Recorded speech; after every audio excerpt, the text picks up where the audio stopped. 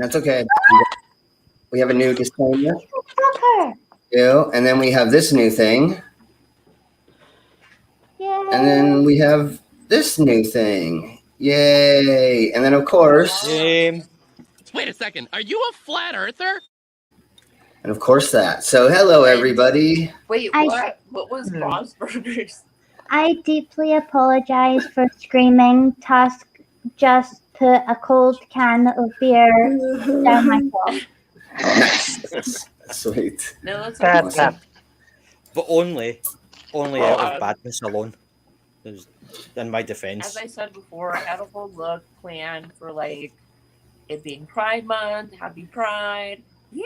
Yes. Yay. Happy Pride. But my boyfriend let me sleep too late, so I was like. Well, you've got 3 more weeks. Yeah, 3 more weeks. 3 more. Is it 3 more weeks? I'm half expecting you to bring out a box of Wilderness Girl cookies. Yes. Yeah. Yes.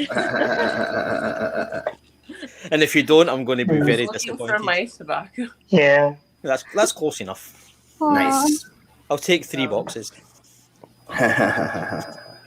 All right. Happy Pride, everybody. Yes, happy Pride. Happy Pride. Happy Pride. So that's copyrighted. I better not sing that. So we will be talking about that in a little minute. That's one of our subjects for today. So let's go around the panel and say hello, and then we'll talk about Whores Day, which is today. Whores Day?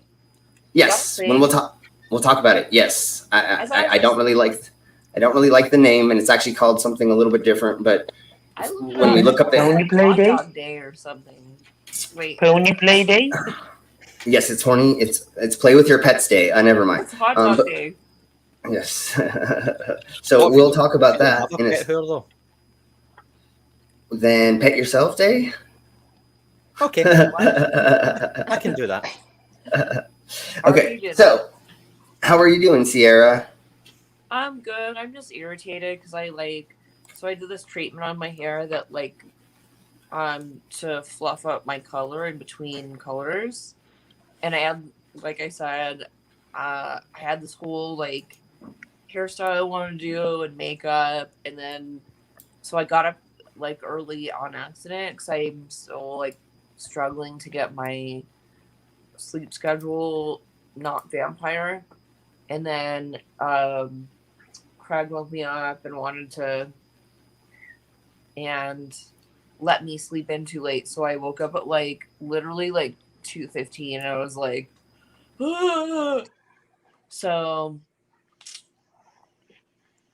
I'm not really feeling like I got my look down, but I tried. I got up and I'm here and I tried. But other than that, pretty good. So I think last week I talked about getting my second shot. Oh, hold on.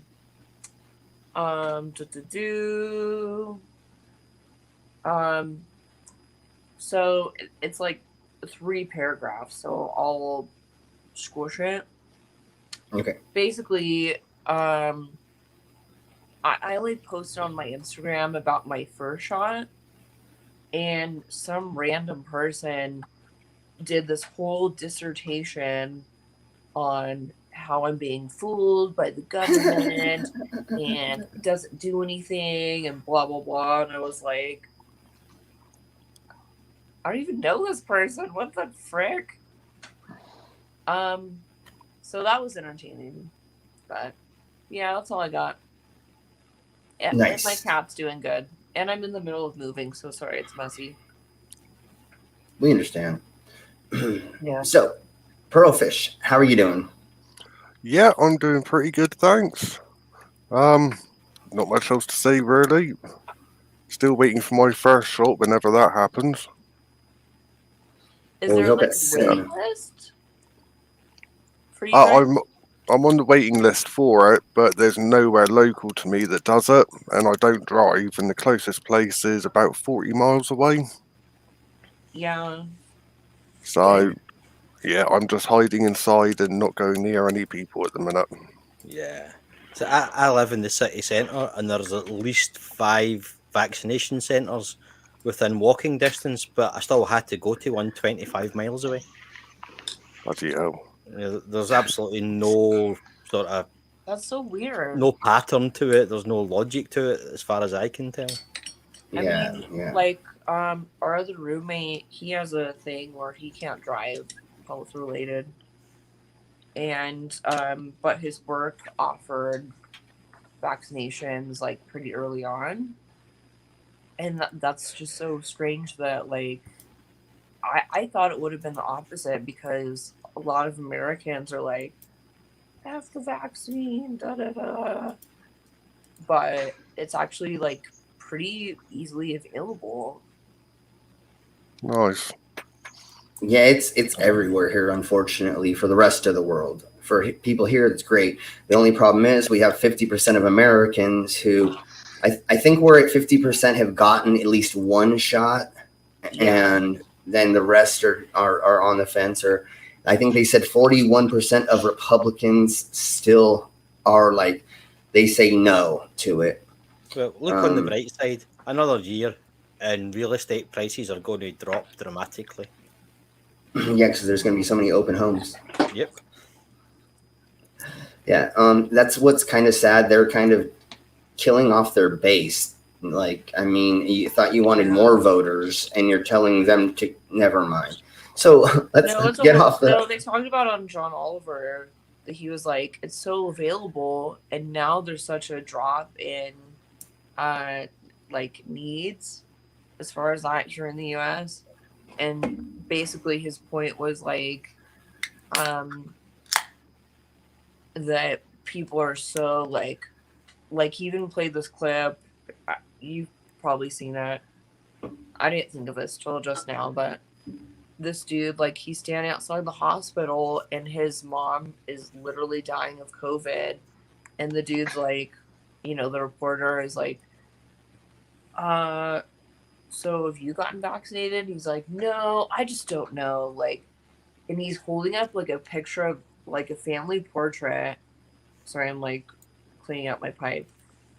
He's holding up a family portrait, and his mom is in the hospital, literally dying of COVID. And he's like, I don't know. It's because they've been so brainwashed, being scared of it. There was a gentleman today on one of the shows that I watch, and he was saying that he was trying to pay his daughter to not get vaccinated, and she's like, "No, Dad, I already did." And he goes, "I know, and you and your mom are gonna die, and I won't have a family." He and was it's like, paying her to not get vaccinated.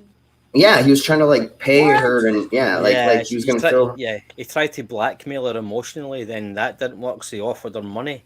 Yeah, And she's like, "Dad, are you honestly offering me money not to get vaccinated?" And he's like, "Yeah, because he thinks the vaccine is more dangerous than the virus." yeah. Come Yeah, on, He's man. like, people think that. He said, like, in 2 months, you and your mom are going to be dead because you took the vaccine. They think that it's this thing. In 2 months, everybody's just going to drop dead for some reason, which doesn't make any sense. We've had it for longer than 2 months. And so far, something like 30 people have died due to complications around the entire world. Yeah. So I'll take those odds. Yeah. Yeah. I'll take those. I'd rather be a humanitarianist or whatever, I'd rather be for humanity than not. Yeah. So like I'll take the risk. And I can't go on stage and perform unless I did. And so that's another major fact, is like I'm not going to perform on stage in front of thousands of people and not make it safe for everyone around me. Because I've got to be. Sorry, I told you guys, like, I have performed after my first vaccination, but I was like, I'm not doing sideshow. I'm just gonna get up and look pretty and keep away from everyone. Yeah, for sure. Like, I'm not even like fucking with sideshow. Sorry for my language, but that's fine. I'm still waiting on my 2 weeks after my second one. Yeah. And until things get better, like, sorry. Yeah. I got my first jag 4 weeks ago tomorrow, and I haven't had word of my second one yet. Yeah. So I don't know how. I said before, I've got another tattoo in a week's time, and I'm worried I'm going to get the J a day either side of it, which I'm not looking forward to. But I've got to do it. You know, it's just the way of it. Yeah. You know, I can always totally. reschedule the tattoo. I did get one tattoo during COVID, but it was like from a close friend in a very small shop, one person at a time kind of thing. So All right, let's go I around the. have opinions about that, but Let's get around the panel before, so we can start getting to our topics. I just want to say one thing. In the Americas, there's a misconception right now that anybody has to pay for it. It's all free here. I don't know if anybody has to pay anywhere in the world right now for a vaccine, but the conspiracy theorists are also saying that you have to pay for it. So that's how they're also scaring people away from getting it. So remember, you don't have to pay for it in the Americas. Just go get your vaccine. They're not going to charge you later for it. Don't worry about it. It's free here. Okay, so let's get to our next panel member. Say hello, Tusk. Hello, Tusk. Hello, Tatts. Okay, that's all we need from you. I'm just kidding. Yeah. No, everybody knows That's me all by we need now. from you. Yeah, no one cares what I've got to say about anything, so move on. I love doing that to you, Tusk. All right. Hey, how are you doing, Micro? I'm doing well. So what is it your 1 year anniversary of today? I forgot. You forgot. No, it's 1 year anniversary of yesterday. Yes, you taking estrogen. So your estrogen therapy is 1 year old today. So everybody give Micros lots of hugs for that accomplishment. Or it just, we're celebrating the 1 year. So yay. Yeah. Yeah, I So don't think I've Freak out. ever done anything for a year. I don't have that kind of staying power. You've done me for more than a year. Yeah, but not all, you've been not, doing not all at once, though.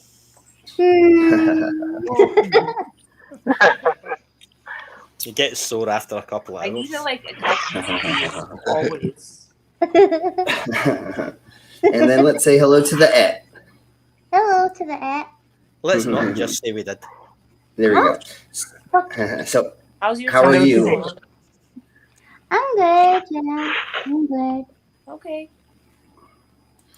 My face burns, and for no specific reason, but as another PSA, do not put paint on your face unless it's face paint. What kind of acrylic? What kind of paint did you use?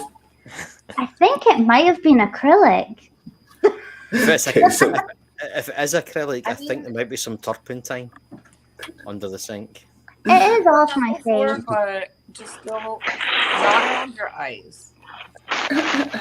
Well, Honestly, I almost made this mistake.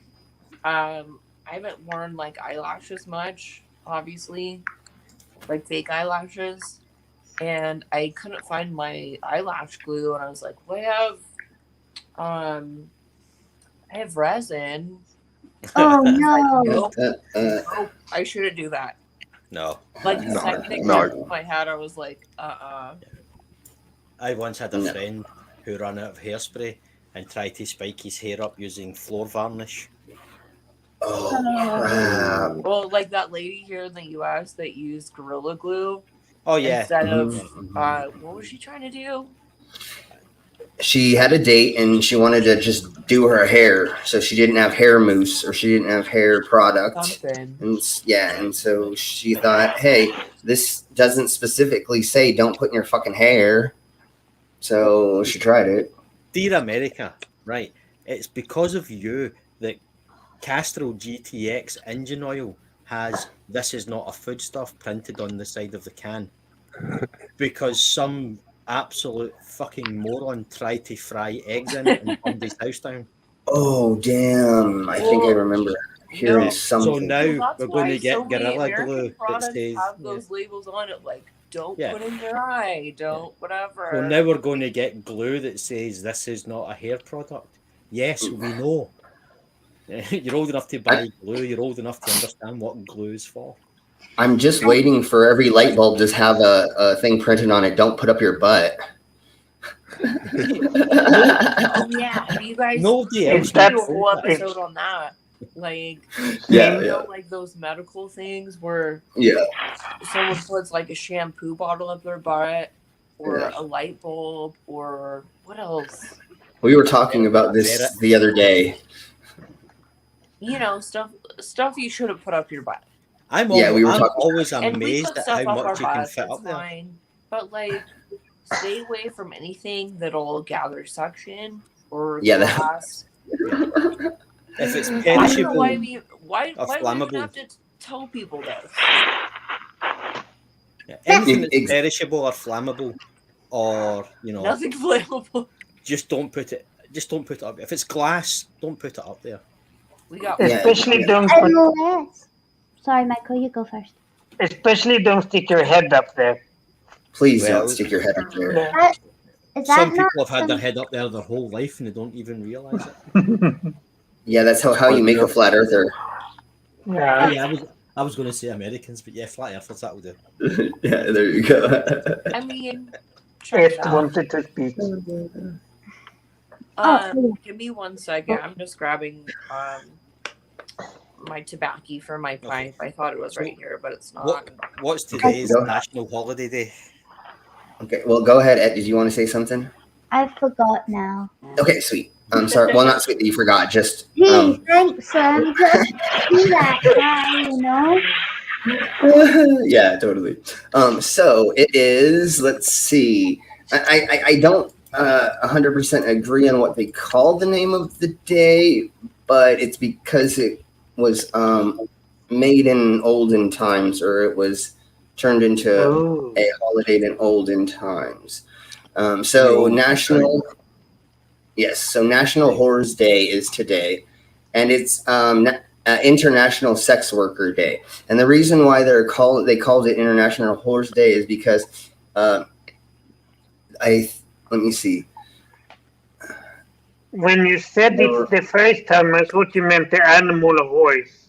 The Horse Day, yeah, no. That would be Pet Play Day. Yeah. Don't have sex with a horse. They don't like it. That's why I made it. That's why I made the pet play joke. Yeah. Yeah. I get you now. Oh, okay. It's still not funny, but now we understand it at least. Yeah, exactly. So I think it's in France on June 2nd, 1975, sex workers gathered out in front of an establishment to bring attention to their inhumane working conditions, and then celebrated the next year ever since in Germany. And they called it Horse Day, which, we don't really want to call it that now. And then in the 1970s, French police were putting strain or pressure on sex workers, so they started speaking out. And then now in the Americas, we celebrate it because, unfortunately, we have horrible working conditions for our people, and Yeah, and I think that's kind of relative to where you're located in the U.S. and like what cities you live in. Like, I couldn't imagine what it must be like for like rural America, say that 3 times fast. Sex workers of any kind. And I it's still unfortunate that most people don't know that like the term sex worker is an umbrella term for like you could be a stripper, you could be like a phone sex worker, you could be a dominatrix, you could be a girlfriend. yeah, there's a handful of things that would cover being in porn or doing porn, anything where you're essentially being paid to have fun, being well, I guess not for everybody. I guess, Yeah, using that's the sex I thing. guess not. It's like not everybody's into it for fun, you know. It's Yeah, totally. That's why I not kind of retracted religion. it. No, there was a move in the UK a few years ago, but unfortunately, we still have a bit of a problem with the Christian right wing. But there are certain areas around the country that just are that's the kind of de facto red light districts, like Soho in London, certain parts of Manchester and Liverpool, the pubic triangle in Edinburgh, where there's three strip clubs and lap dance clubs where it's the police have got a kind of laissez-faire attitude where they'll protect the sex workers but they won't charge them, they won't harass them. They'll discourage men from going in and looking for prostitutes or the sex workers, but at the same time they've got a kind of hands-off approach if you stay within the area. No, actually, that's we have something similar here, at least here in Denver. At least some of the clubs I've worked at and or been to, they really want to keep it separate because the girls that, for the most part, I mean, they can do what they want on their own time. I'm not shaming anybody. But for the most part, they really want to be separated from actual like sex workers and not be lumped in with escorts. So they do have like some police that have protection against that, and they look out for girls that are like doing kind of a side hustle thing. But in my experience, I don't know. It's hard to tell. I don't know. I don't talk to cops that much. Yeah. Like Do they not seem talk to the nice, cops but ever. I'm sure they're Yeah. very like. Well, it's becoming more acceptable now amongst the kind of general population who Yeah, are with the starting to see OnlyFans and all sex. that. Yeah, who are starting to see sex work as just another job. Yeah. That And stigma of it being somehow sleazy and well, dirty in is my experience, like it makes people feel good, and it's like almost like being a therapist in a lot of ways. No yeah. matter which Yeah. brings us into our topic, like it's Pride Month, and we want to talk about like pride and trans things, and um, it's kind of similar to that. We don't, a lot of trans and gay people don't have to do that for a living if they don't want to. But, I think even today, it makes a lot of people that otherwise wouldn't have the same experience or weren't brave enough to have that experience in their own life come out and be like, okay, let me like test it out with this sex worker first. And then be like, oh, I'm gay. Or whatever, whatever. Yeah. I can see Yeah, that. I've Yeah. spoke to a few sex workers in my time. I've had friends who've been in the industry, and they say a lot of times they'll get somebody that comes over, and it's just to see if they do want to have sex with either males or females, just in a safe environment. So it's not like you go to a club, you pick somebody up, and you go, oh shit, I don't like this, and you're just using that person. If you're paying that person, then that's a different dynamic, and that's okay. So, but a lot of the time, say what they get is people who they get a hotel room and everything. They get them there, and either they sit them down and start reading the Bible to them, Oh God. or they just want somebody to talk to. No, that's honestly like my experience with sex work. I really, I mean, I've done kink, I've kind of done everything. There it is, everyone knows. But where I really shone was stuff like that, where someone just needed a companion, Yeah, no matter what their needs were. And that felt good for me and them. So ultimately, it's kind of a good thing. Yeah. We still have that stigma attached, but it's starting slowly to chip away at it, and it's not seen as. I mean, I suppose in the UK is my only experience of it, but back when you know, it was kind of grubby back streets and dingy little clubs and so on. And it was women who were either addicted to drugs or had some other issue in their life that this is what they were doing to make money. And they See, were quite Yeah. deliberately Well, attacked and arrested you're right. and It's so on. evolved a lot more than that. But now it's Astrophysics. We were at and Mike was asking if you've ever done astrophysics. Yeah, you said you've done everything, so why not? Maybe Mike. including that. See, Yeah. my mom used to help run a place that was safe for sex workers to go to, and clean up, get tested, get some like advice like on staying safe in several different ways. And my mom says she mainly worked with women and trans women that came. And she said that one time she had to go and meet some of the girls at like the spot they used to chill at and waiting for people. And she almost got beaten up by one of the girls because they thought she was trying to steal their spot. Oh yeah. They got a little territorial, and my mom was like, "No, I'm just here to give out condoms. I'm really sorry." My partner Craig, he has a medical background, and we have a friend that she was like mid,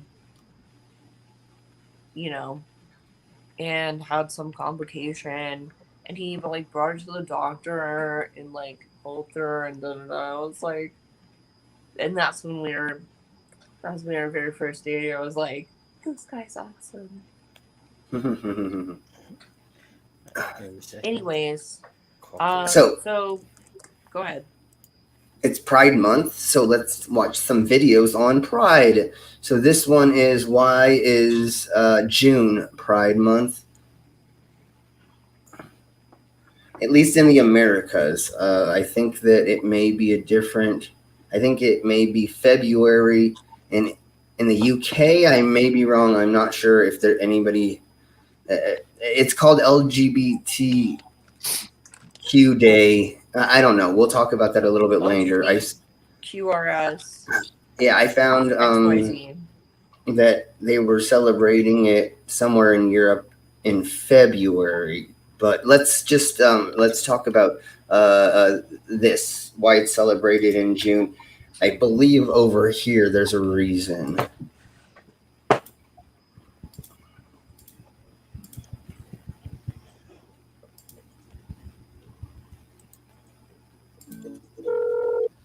Good morning, Jerry. Happy Friday. Hi, Olivia. Happy Friday. I'm looking forward to this weekend. Me too. I'm so excited. I thought you were talking to the dog first. We're going to have a blast. I'm excited too. This is my first one ever. Really? I had no idea. Yeah, I typically have to travel for work in June and would never get a chance to attend. Oh, that makes sense. Well, I'm happy you get to join now, even if it's virtual this year. Next year, hopefully we can go together. Me too. That reminds me. Why are Pride parades always in June? I've always wondered. June is LGBTQ Pride Month, of course. This is the month that every year those within the LGBTQ community and allies celebrate the history, progress, and impact that they've had on the world. Could you stop us again? Every year during the month of June. Not all the Pride parades are in June. They're the year round. Yeah. That's what I was. That's what I was kind of getting at. Thank you for saying that. Yeah. So in the Americas, it always happens in June, and it's about ready to tell us why in the Americas, and that's why I was saying I think in the UK or there was another place I kept finding it was in February. So yeah, around the world. There is obviously, it's Pride Month here too in June, but there are separate historical moments that get celebrated by the LGBTQ plus community. Can we Like separate easier as in the like Rainbow this Connection? is gay, Rainbow this Connection. is bi. Well, Yes. we can get into that later. Yeah. Stockholm Pride is always like in end of July, start of August. And Sweden also has several other different cities has different pride parades. So that's spread out over the year, so that's not a specific month for us. And Trans Awareness Day is not during June, neither. So it's I like think- a separate thing. Yeah. Yeah. Huh. Okay. Okay. Trans Day of Visibility is March 31st. I think we talked about that around that time when that happened, Yeah, but I don't remember. Yeah. Okay. So let's We watch a talked little about bit a more lot of why. things around that time. Yeah. So let's find out why in the Americas we tend to in June have our Pride Month or have our parades around June. June, Pride parades are held all over the world. During this time, the different communities are celebrated, and the progress that has been made for LGBTQ civil rights are celebrated as well. Okay, right. I understand that. But do you know why it's always in June specifically? Oh, yes, of course I do. Have you heard of the Stonewall riots? The Stonewall riots, what is that? So, obviously, things were not as progressive as they are today, and those in the LGBTQ community spent most of their life hiding who they were. Back in the 1950s and 60s, there were very few establishments that would even allow gay people within them. And if they did, it was typically more of an underground bar type setting. These places were often raided by police solely due to the patrons they had. The Stonewall riots, what is that? Back in the late 60s, there was a specific bar in New York City. It was called the Stonewall Inn. This was one of the places that was tolerant of the LGBTQ folks and would allow for gatherings of the like. Unfortunately, it too often was raided by the police. Well, one night in late June of 1969, the guests at the Stonewall Inn had had enough. When the police came barreling through the doors to raid the place, those who were there refused to leave. They spoke up against the police and protested in a way that had never been seen before. The brave customers banded together, and the protests lasted all the way through the night and into the morning. As word got around of what was occurring, people in the LGBTQ community flocked to the Stonewall Inn to support their community. These protests sparked activist groups to focus on establishing places for LGBTQ guests in which they could be open about their sexual orientation without fear of being arrested. Okay, but So that's the main gist of that part of it. I just thought, and that was educational for me even. I really just thought it was an isolated event. No, the Stonewall riot was the only flashpoint. Yeah. But it Like was a the documented catalyst. thing. Yeah, it was the catalyst for a new movement, which also kind of coincided around that time with the birth of disco and discotheques, where it became a safe place for the gay community. They didn't have to hide anymore. Yeah. So these places were almost openly gay, almost like gay clubs. Yeah. You know, and they were so high profile. You got like movie stars and things go to them. The cops didn't dare raid them in the way they would raid these smaller bars and cafes that had been used before. Yeah, exactly. And yes, according to Wikipedia, Colorado legalized homosexuality in 1972, which is only 9 years before I was born. Yes. But take that in stride because, yes, it's legal, but the U.S. What year is that? 2014. Only legalized gay marriage not that long ago. So Okay, can I just stop here? Can we Can we it? not use the term gay marriage because Yeah. it implies that both partners are Yeah. gay, and that's not always the But case. It was originally known as the Thank you. gay marriage bill, but now that term's a little redundant. Well, same-sex marriage. it's also a loose term too. Like, yes, it's casually legal, but it's still legal to like beat up a woman just because she's a woman. Like, there's nothing in our Constitution or our amendments protecting us from stuff like that. So it's kind of, I don't know. I'd say it's. I haven't looked it up that much recently, but it's really from state to state. I still think some are trying to get it made illegal still, and keep bringing it up. And but anyways, so now in New York, where this place where it happened, they're having gay pride again. So here's the video on the owners of the Stonewall, and they're opening it up to having pride.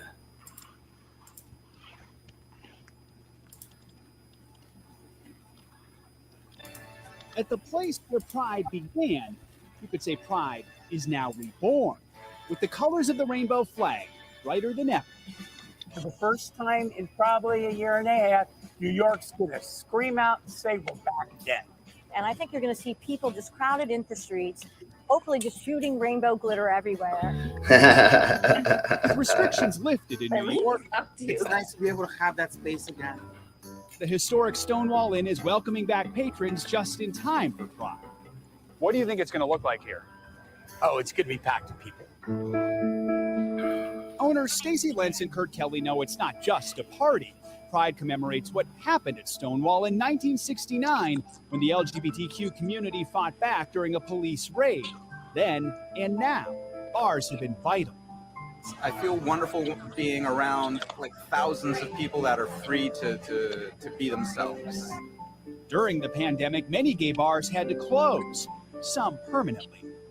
And when you don't have a place to go, when we're all quarantined, how lonely is that? I think for LGBTQ bars, the pandemic was even worse. Even before the pandemic, many of these places were struggling as more LGBTQ people connected through apps and found greater acceptance beyond gay establishments. Things have been especially tough for lesbian bars. Only 21 remain nationwide. Damn. Women make, No, you know, sorry, men. two women. Yeah, but that actually reminded me. I'm pretty sure it was Vice. They I'll see if I can pull a couple clips next week. They actually did a whole thing on how there's like almost no lesbian bars. I mean, so here in Denver, there's more gay bars, and some of the more inclusive bars have closed, and there's like one lesbian bar for millions of people. And they did this whole thing on how there's like not a place for lesbians, and that sucks. Yeah, we had a thing in Glasgow a few years ago where certain bars would have female-only spaces, but to get to them, you had to pass through the public bar. Oh, that's And weird. it became a bonus. I mean, I It's a don't public believe bar, in. like, I understand there's some like gay bars here that are hookup bars, we'll say, and I respect that. Like, you're here to hook up with a dude. I don't belong here. But I do appreciate, like, you know, midsection bars, or even like women oriented bars to meet women. Like, well, we had there was one bar in Glasgow called Sadie Frost's, owned by Sadie Frost, but it's gone now, unfortunately.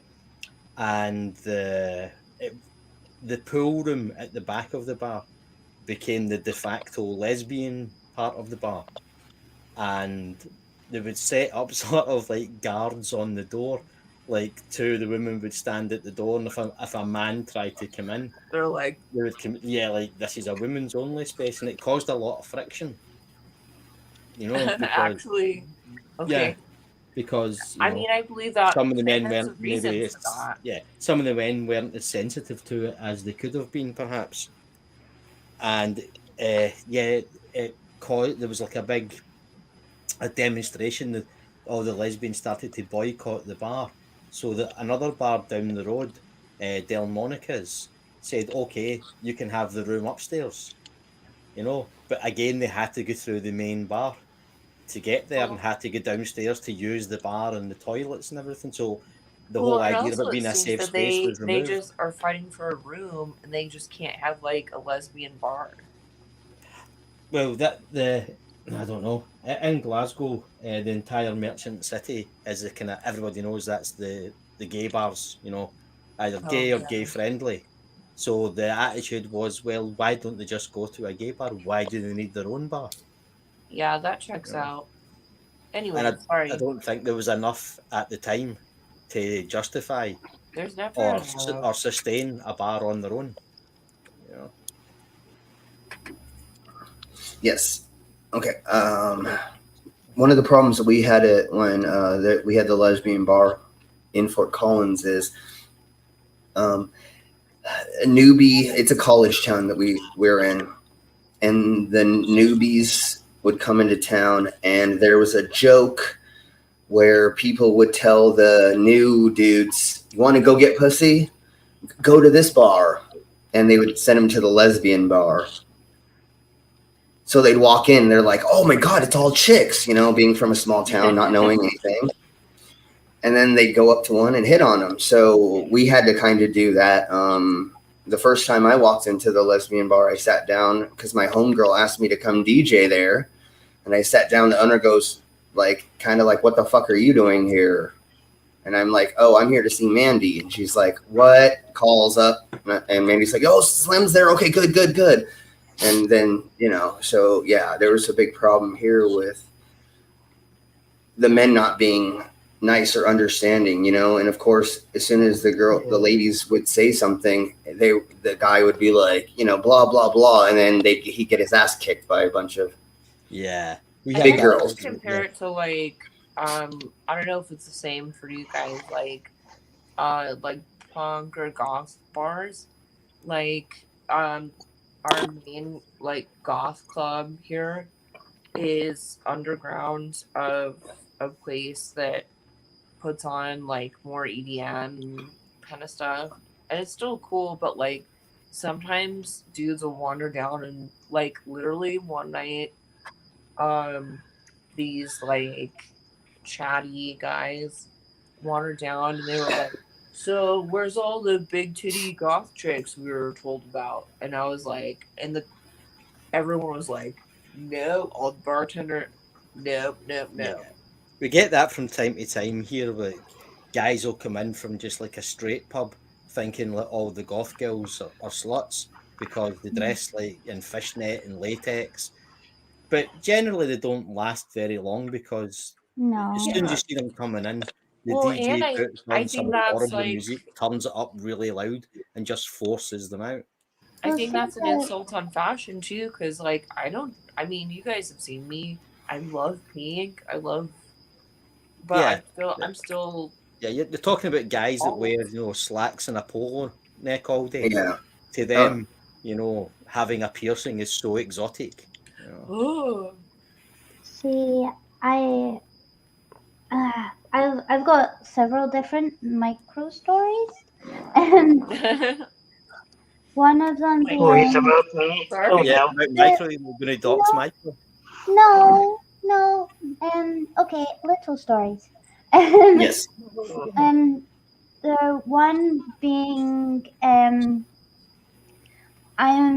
very glad for there to be LGBTQ plus safe spaces, because without that, I wouldn't have been able to express myself in many ways until I was comfortable to be completely out in public.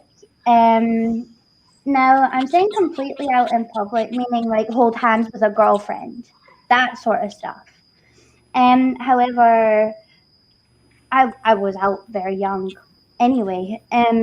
But about the party and the sort of goth alternative clubs, normally what happens to somebody who is inappropriate, shall we say, and I mean inappropriate in any way may it be, sexist, homophobic, transphobic, etc., racist, blah blah blah, so on. If there was anybody that would behave like that, it would stereotypically be the big boys that would take them outside, and the bouncers would let them. So that was never really allowed in the spaces I've been around. There was a guy that grabbed my stepmom's chest, and the first thing that happened was she turned around and smacked him. He told my dad that she hit him, and then my dad said, "Did it hurt?" And he went, "Yeah." And then he went, "That's not enough," and then punched him, and then he then got dragged out by all the boys because he was inappropriate. But I feel I mean, and for us girls, there's not always a situation where boys are present, and good for fucking her. Yeah. But I do feel like that in these spaces anyway, there needs to be a little bit more, shall we say, people in there with a little bit more feist in them, you know, to really help and support people when they need it. I mean, even in an LGBTQ plus safe space, clearly in drag I was somebody who didn't entirely understand what drag was, which is fine, came up and asked me if I was a trans guy. And I'm like, no, that I am not that. Like, please don't get drag and trans mixed don't up. assume. They're not the same thing.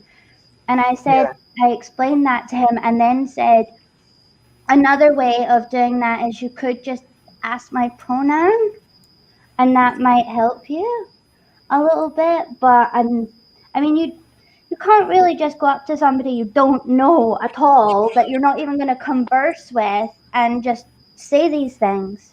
Oh, totally. Yeah. Oh my gosh, I was at a party with I might have said this before. I don't remember. I'm dumb, but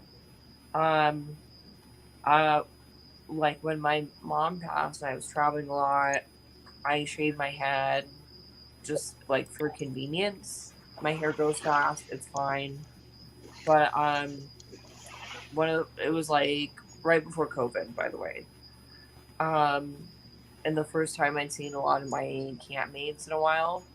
And this dude, like I knew he was not sober, cornered me and he was like, kept asking me questions about being trans. I was like, I'm not trans. I just cut my hair. Like, I can tell you about being queer, but as far as trans goes, that's not my story to tell. And they kept like insisting, and I was just like, finally, I was just like, good night. I mean, you know what I mean. Just like, but I thought that was so weird. Like, dude, you've met me, and just because I had cut my hair, he thought he was convinced that I was trans, and convinced that I was a whole different person. I was like, what the frick? Yeah. I cut my hair for different reasons. Like, I did sort of used to say it was for like convenience, etc., etc. But you know, I cut my hair because having hair makes me feel far too feminine, which makes me feel really uncomfortable. So, I mean, I've already got like the stupid big eyes and the really like squeaky voice. So like, it was my sort of way of feeling a little bit more masculine. Now, short hair does not equal masculine, but it just made me feel that way. Exactly. There's still cultural signifiers, even if they don't them inherently gendered. It just made me feel more that way. I mean, I still do the ridiculous hair flick, even though it doesn't exist. Yeah, I do that. When my hair's short, and my hair doesn't even move that well. My hair's like a dandelion. Oh. I don't know what. It's like, made of nothing. It's made of powder. So I'll still be like hair flip. You'll wait for it to move and it's just there. Yeah. Whose hair is thicker than mine? My hair is ridiculously thick. All right. It's completely fine to like on the one hand say that long hair and the dresses aren't like inherently feminine and other things. But they still make me feel comfortable and feel more like you can feel more in that you fit more into that and still say that you understand that there's nothing inherent in this and this is only a culture thing. Yeah. Yeah. No, you're absolutely right, and maybe we should like take a week to talk about like gender culture and stuff. Yeah. Like when I say hair flip, for me it's more like to be funny or diffuse something more than it is associated with femininity, but I totally get it. See, I felt my most authentic self, which sounds really bizarre, but in drag, in a maid outfit. I felt the most happy, sassy creature, like with a big poofy skirt on, like beard on, flat chest, fishnets, the tiniest heels you've ever seen in your entire life. And I just felt so existing in my best life. That's awesome. And I don't know what that means because when I'm not in drag, you cannot get me into a dress. I'm like, no, please, no. Well, it's okay to be both. Yeah. No, yeah. It made me think of Frankenfriday. Yeah, it made me feel like Frankenfurter, and Frankenfurter is my goal. You know, I want to be that person, you know? Yeah. I before quarantine, like obvi performer, but I was exploring male drag, but I wanted to do it in a way that's not super common here in the US. Like a lot of performers do it, like they portray like this machismo chin strap like assholey guy. And I get it, but I was like, I want to do it like how I would feel as a guy. And like in secret, I've been developing that character and that vibe. And I feel the same way. It's like, I don't need like heavy makeup or a chin strap or big ass eyebrows to convey this male character that I'm trying to convey. And it makes me happy. So good for you.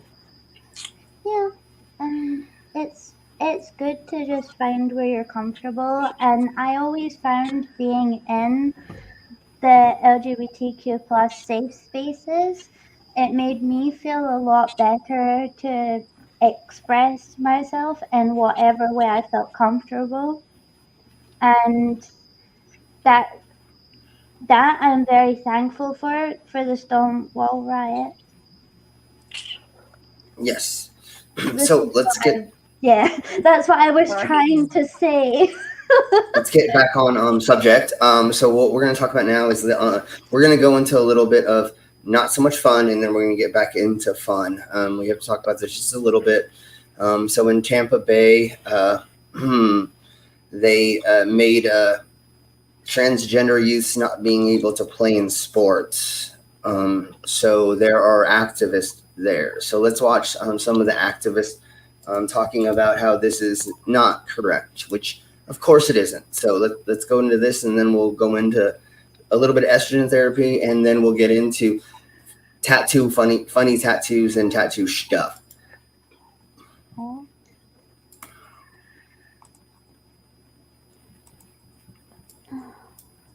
Many leaders around the state are calling the new law a slap in the face.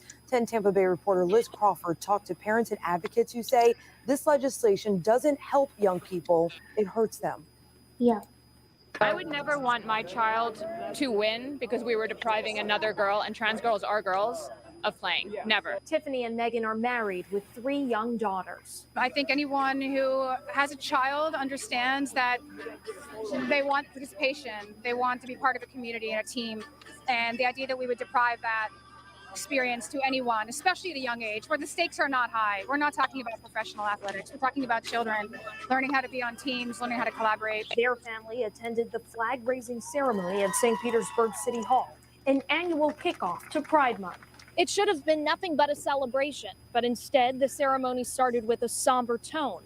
Many people here accusing Governor DeSantis of purposely signing this bill on the first day of Pride Month. If you don't think What a that was dick. intentional, you're kidding yourself. What a He's had the dick. bill for a while. He chose to sign it today. It absolutely feels intentional, yeah. Nathan Broomer, a transgender man, is the director of St. Pete Pride. He worries the new law targets an already vulnerable population. I want to say first and foremost to our kiddos, we love you and we see you and we fight for you. The Human Rights Campaign announced their plans to file a lawsuit blocking the new ban, citing a rash of anti-transgender sports bills being passed across the country. We have more reaction on this bill at 10 Tampa Bay. Okay, there was that. Just a quick aside. Governor DeSantis is the same man that stood up in the Senate floor at the beginning of the pandemic and said that Trump didn't know how serious it was. 3 weeks before saying that, he had personally written a letter to Donald Trump telling him how serious the pandemic was going to be. Yeah, He's a exactly. He's a fucking weasel. He's an Sneaky absolute bastard. weasel. Yeah. So let's get back on a positive subject. I have a video on how hormone therapy changes the trans woman's body. So she goes over a rough little thingy about how the body changes and stuff. I don't remember 100% which therapy she's exactly taking. I think there's a couple. Am I correct in that, Micro? Yeah, Or at there's least different. what? Go ahead. There's different way of taking the hormone, at least. But I think I think it's basically the same, more or less the same thing. Kitty. Would you like to talk about how you're taking the therapy, or would you like to talk about anything before I show this? Sure, I can do that. I do it through estrogen gel, so that I take on my eyes. Yeah, when it comes to hormones, that's basically it. I was sort of lucky because I have a hormone deficiency where my body doesn't produce its own testosterone, which would have been the natural, like, the thing that you know what I mean. So I don't need to take testosterone blockers. So yeah, I only take estrogen. I didn't mean to interrupt, but for viewers out there, actually, so I mean, obviously I'm not trans, but my partner takes something similar that he has to get. Well, it's hard to get because he has too much testosterone. I have a similar thing as a woman. Like, I'm not trying to do anything. I just have like this thing where I have almost as much testosterone as I have estrogen. And for him, he has like twice as much testosterone, so he has to take like blockers and all these things. So that is a thing for people that don't know. Yeah, Yeah. one of my friends who is a cis male lacks in testosterone, so he has to get because he's got an extra female chromosome as well. And Some of them. yeah, that was it. I was making an X finger. Like, you can't see me, but I was making an X with my finger. Yeah, I was like, female chromosome, little X, but I'm not on cam. And what happened was, so he found out like later on in life, so he ended up having to take testosterone monthly shots now from the doctor. Yeah. And that helped Yeah. him a lot. It's not the same, but it helps him. Isn't also that these women sometimes take it when with the menopause and stuff like that? Yeah. I mean that time. Oh yeah, I didn't even think of that. Yeah. And there's some pill form and like patches like when you try to stop smoking, those patches, sort of like those. And you can take it with the neo shots too. Well, luckily Slim doesn't have to worry about any of this because his hormones are made of like gasoline and isopropyl alcohol and Exactly. I run off a sideshow totally. Yeah. My gender is sideshow. Come on, that was fun. Okay. And steam powered machines. Exactly. Seamen. Totally. No, I meant sailors. Yes, exactly. All right, so let's go ahead and watch this video a little bit to find out a little bit about the hormone therapy itself. And then if we don't get sidetracked, we have somebody who's really awesome, a trans woman. Would we get sidetracked? We totally get sidetracked all the time. But we have a trans woman that debunks Ben Shapiro. So just debunking. Speaking of sidetracks, I saw a thing earlier on. No, not really. Go on, I'll just say that. Okay, so here we go.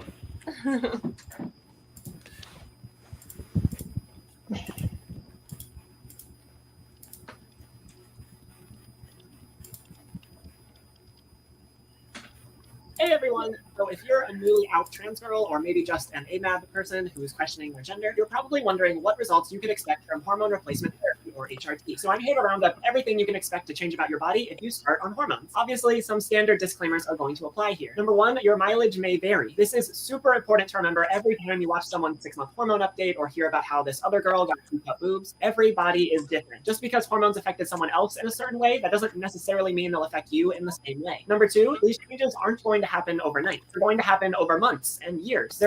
That's one of the main huge conceptions that people who are anti it have. They think that you can just like cut off your balls or whatever. And I know that was a kind of hard way to say it. And then just go into the Olympics. You know what I'm saying? They think that you could just immediately change sex, and that's not how. Well, and the fact that I hate when I see this like on TV or with my friends, that when someone's like clearly deep into transition to where it's like obvious, people feel the right to ask about their genitals. Yeah, that's a big thing. Yeah.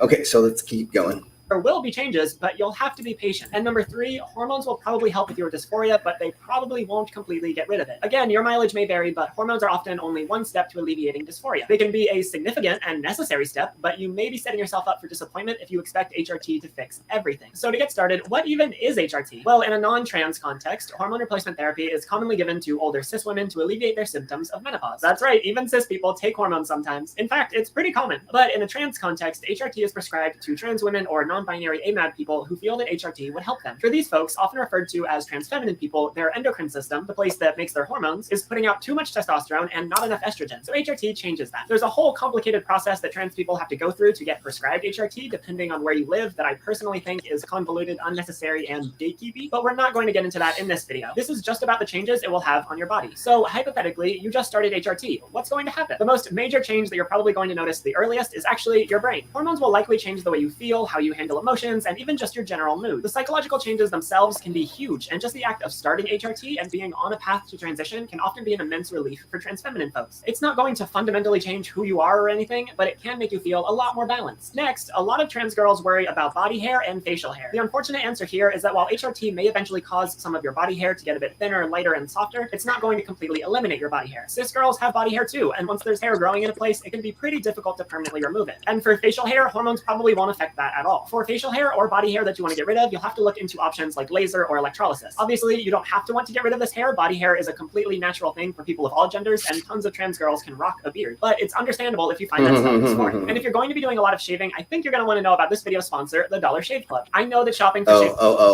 Hold on. Let me go past this right quick. Sponsor alert. Yeah, I forgot about that.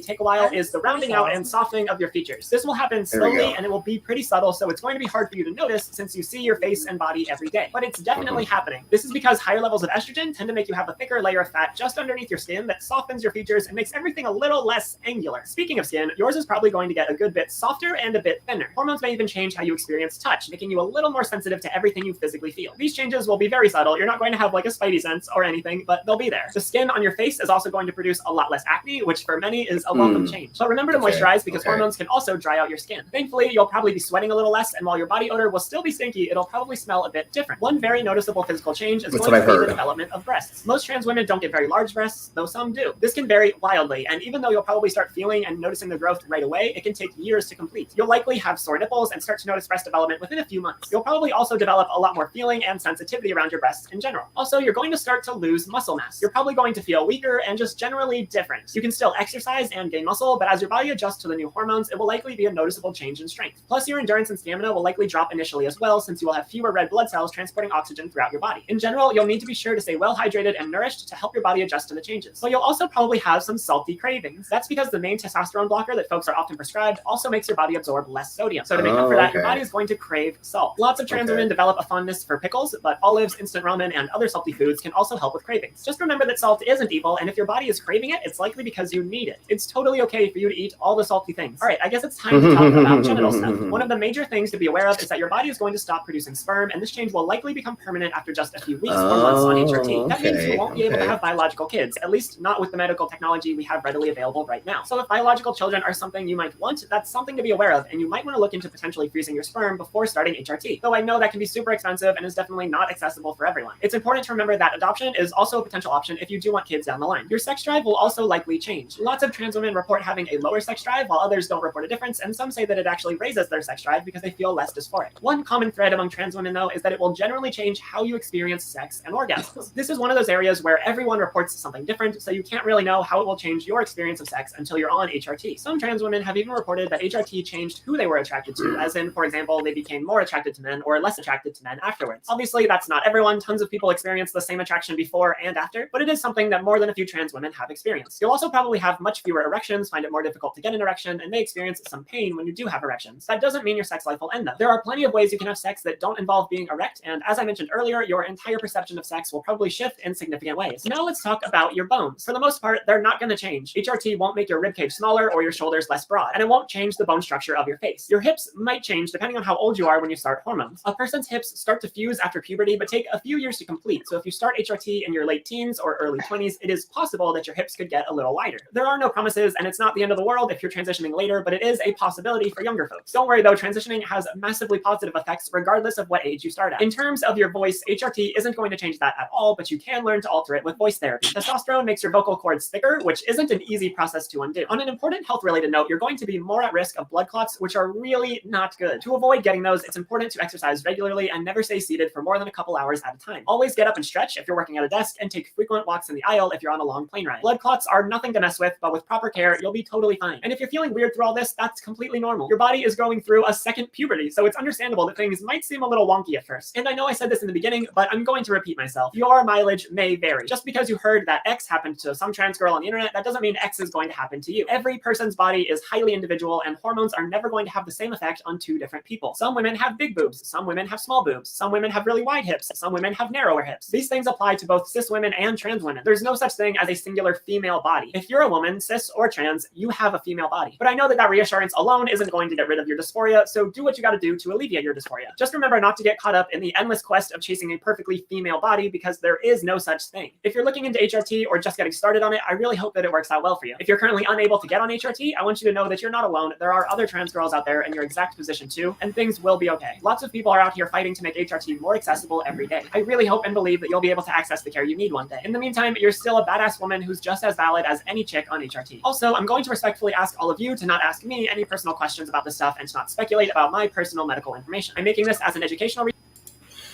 Okay, that's pretty much. That. Yeah, me too. And I feel like everything she said was rooted in actual information, and like I'm a cis woman, and a lot of what she said is true. Like I might have mentioned this before. I've considered switching my birth control even because just that low dose of hormones,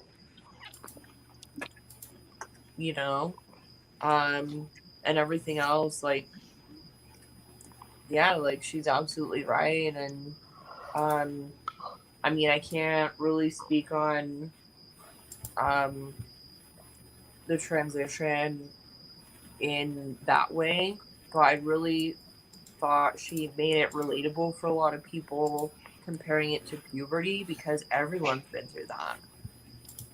Yeah. Yeah. So this video is a little bit long, so I kind of went into the middle of it. But this is a trans woman who's helping debunk Ben Shapiro, and I know we don't need help doing that because he's such an idiot. But this video is freaking hilarious. This lady is so awesome that her name's Samantha Lux. He was right about this. She's like on the floor over here. He was right about one thing. He was right about one thing.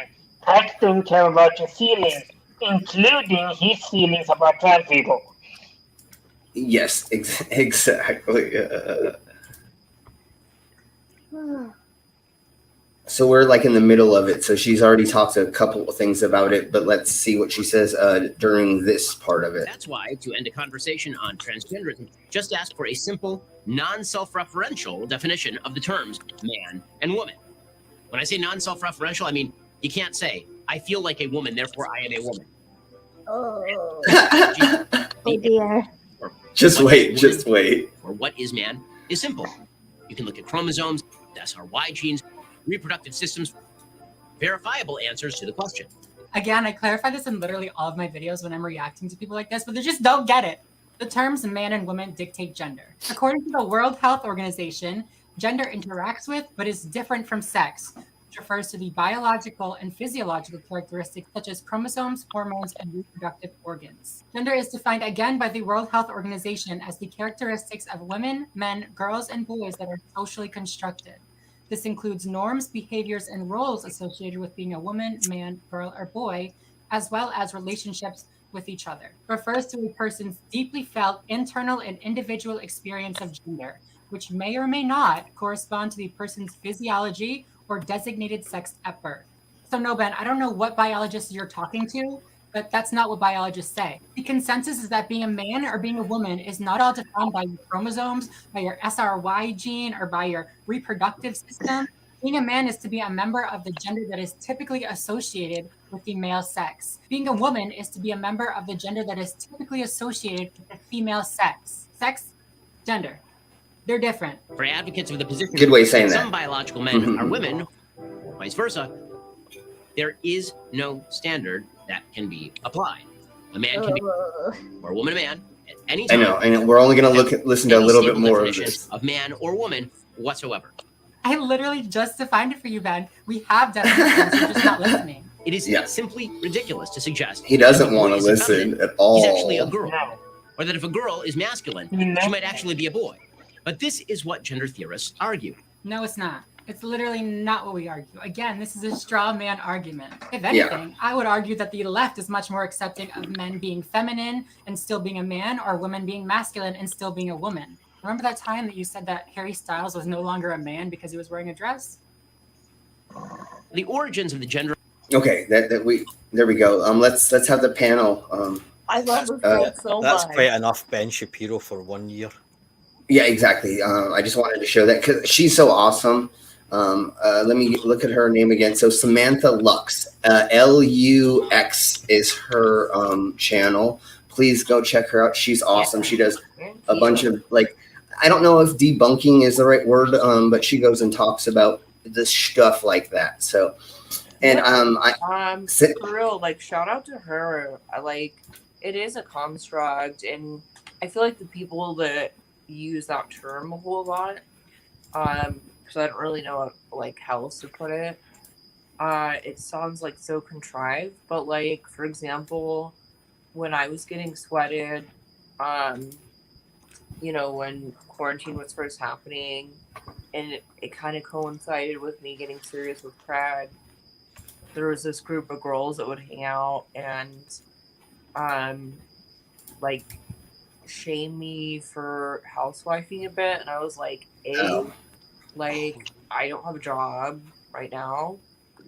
A lot of service industry people don't, or performers, whatever. Not whatever, but you know what I mean.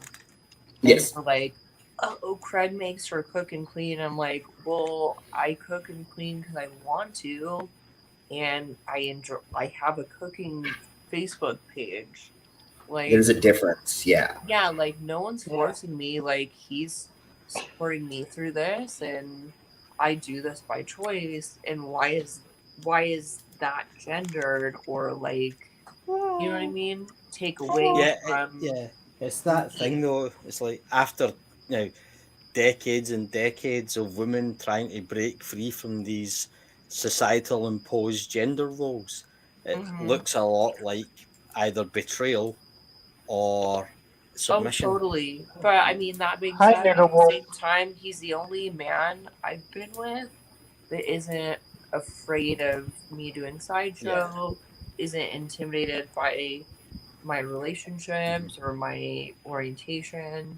So, I mean, it goes both ways. There's a balance there. That People like Ben can't Shapiro. judge. People like Ben Shapiro's livelihood depends on them willfully misunderstanding what they've just been told. And He knows he's talking bullshit. I think one of the big problems is this is only half joking, right? But when you come across a trans woman, right, I think a few men think, oh, how do I approach this? Because she was a man and she knows your bullshit. It's pretty funny. She's used those same chat up lines and the same bullshit you used, so you're not getting anything past her. Nothing. Yeah, exactly. That's a really good point, actually. Can I just say something? Of course. Am I going well, alright, okay, maybe I'm already a little crazy, but am I hearing this high-pitched No, there is a whine? high-pitched whine coming from Slim's mic, I think it is. Is it mine? I think it's you, yeah, because you... Oh, no, I hear it too. Oh, sorry. It's probably... Yeah, it's Slim, Oh. Sorry. I thought it was in my head. No, I could hear it through the last video when Slim muted it went away, so... Did it stop? Yeah. Yeah. Okay, Yeah, it's sorry. definitely Slim's mic. Yeah. It's my mic? Yeah. I've heard it the entire time, but I thought it was me because sometimes I just hear that whine anyway in my ear. That's your own I've heard it voice. go in and out. Shut up. I'll come through there. You're going to be in deep trouble. Is that better? No. No, it's not better. No, is your gain up too high, maybe? I can't hear it. Oh. I don't hear it anymore. It's not that big a problem. muted. It's just there in the background. Yeah, sorry, I didn't mean to. I just wanted to know whether I was going absolutely mental and it was in my hearing again, or it wasn't. I just needed to know. Just also, Sierra, Etty was telling me to shut up, not you. Just Oh in yeah, case. yeah. No, I wouldn't tell That's you what to you shut up. thought. No, I was just being funny. No, he has to It's shut okay. up sometimes. Is that better by any It's chance? there, thing. Yeah. Yeah, it's not there anymore. I'm right in the middle of it, so if this goes, Oh yeah, don't worry, Micro. I'll cuddle you, and while I'm cuddling you, I'll just gently stab Tusk. So you'll get a cuddle out of it, and he'll get stabbed. It's great, Yeah. you know. So to get back on board. I'm just gonna get like 10 Yeah. more cats. Make sure everybody subscribe. Yay! And then make sure everybody thumbs it up. And just for the heck of it, just to show it again, here's our disclaimer. And for all of the other people. Wait a second. Are you a flat earther? Oh for all my! the flat earthers watching. Oh my. Let's get into a palate cleanser before we I get like the into TMI disclaimer. The Yes. one with the Star Wars crow. we might ask to borrow that sometime or have see Yeah. if Gio wants to make us one that says all that fun stuff because I want to say if we cause vomiting or if we cause any of bowel discomfort, that's your fault. We we want Yeah, that it's same not just one disclaimer. space or anything. Yeah, sorry, you have to look at my. Sorry, my, everybody. Slim's my lack gone of eye super makeup. quiet. Yeah, that's what I kind of figured was going to happen because that's what's the problem. Yeah, is. or too many cats, that might happen. Is that better? Yeah, That I can sounds hear you better. better. Yep. Too many cats. Yeah. Never, I'm missing the never too wine. many cats. The correct number of cats they own is 0. Shut up. This time I mean it. Any more cats than 0, it means you've made a mistake in your life. You know what? I quit. Oh, There's a it's benefit that to Eddie. again. around here. Ed, But see, he insulted me. Ed, he insulted me. He wait, said why? that in any I'm kidding. any higher number than 0 cat, and I had 1 cat, and I want to get a cat again. I love cats, so technically he I'm insulted me. kidding. Yeah, The but o- Michael, Everybody he's calm down. entitled I'm to his kidding. wrong opinion, and don't you listen to a single thing he says. You The don't only know. people who have cats are lesbian couples in the movies and crazy old ladies. That's it. To be fair, I mean, No, you're right. Michael had a That's just in the lesbian slumber movies. party This is real with life, me. dude. Yeah. So, I I'm mean, just a If cats were I'm a frog queer shaped, guy in a people would lady's see them. body and a sideshow performer. Yikes. Cats are nasty, And an artist. vicious, spitting little And I'm fucking dating a horrors. weird guy. well, then and cats are the I have a weird embodiment cat. of you, then. No. Yeah, And I'm friends with Slim, so what does that say about me? that you did something wrong. Yeah, you've made a mistake somewhere in your life. I'm kidding. I think I ruined the show a little. Here's where it all went wrong. This But is I all. do- This is an intervention now. I do also say that I miss the whining sound now, so. I Oh, can't Sierra, listen to don't worry. it. Sierra will start talking again soon. Oh, you cheeky little so and so! Don't you stop!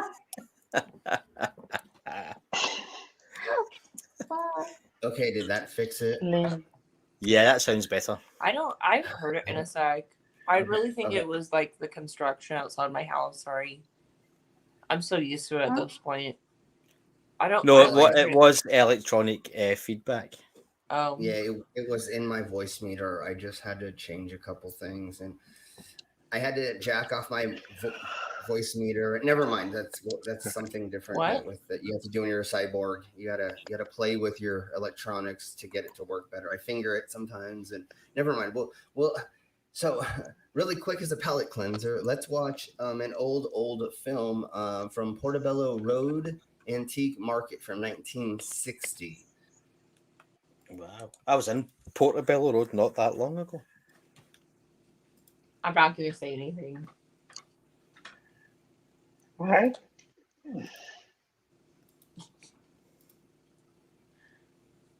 There we go. We've got no sound. Yeah, there's no sound. Oh, okay. Well, And I'll do the voice. I'll do a voiceover then. Totally. Hello, darling. Come and get your lovely linkers. Look at this. I'll stick it in a bag for you. No problem, darling. Yeah, load of a. What's this? It's a load of old shite. That's what it is. You don't need this. Look at me teeth. Look at me teeth. I've got a box on me head. I've got a box on me head. I'm a character. Maybe it's because I'm a Londoner that I'm such a cunt. Okay, so that was our I feel like you should do the voiceovers for every video. Yeah. Please do. Anyways. I do apologise for that appalling No. attempt at an English accent. And I'm sorry I laughed before because on the zoom out, it literally looked like mushrooms. Yeah. So I was like in my head, like Portobello. Okay. Like Portobello Yeah, mushrooms. Yeah, exactly. Like those little, you know. Why doesn't our body? Go ahead. I didn't mean for it to play. Oh, I didn't say anything. It looks like You it look- did look like these mushrooms. He looks like he's about to shit himself. He totally does. I think he is. Or he just did. Yeah, I hope he doesn't. So here we go. Hello, darling. I've just shit myself. So this is what tattoos do to the skin. And then we'll go into some tattoos and some. Make it sticker. They make it. Shush. Children. Did you know about 1 out of every 3 people have a tattoo, and that number can go over 40% if you just take into consideration the younger generations? So I think it's important that we use real human skin to go over the anatomy of tattoos, or in other words, how tattoos work. Like, what layer does the ink specifically go into? And why doesn't our body try to get rid of the ink? Because it's technically a foreign substance. Also, what do we mean by tattoos are permanent? Because certain things can cause tattoos to fade with time. Obviously, we have some questions to answer, so let's do this.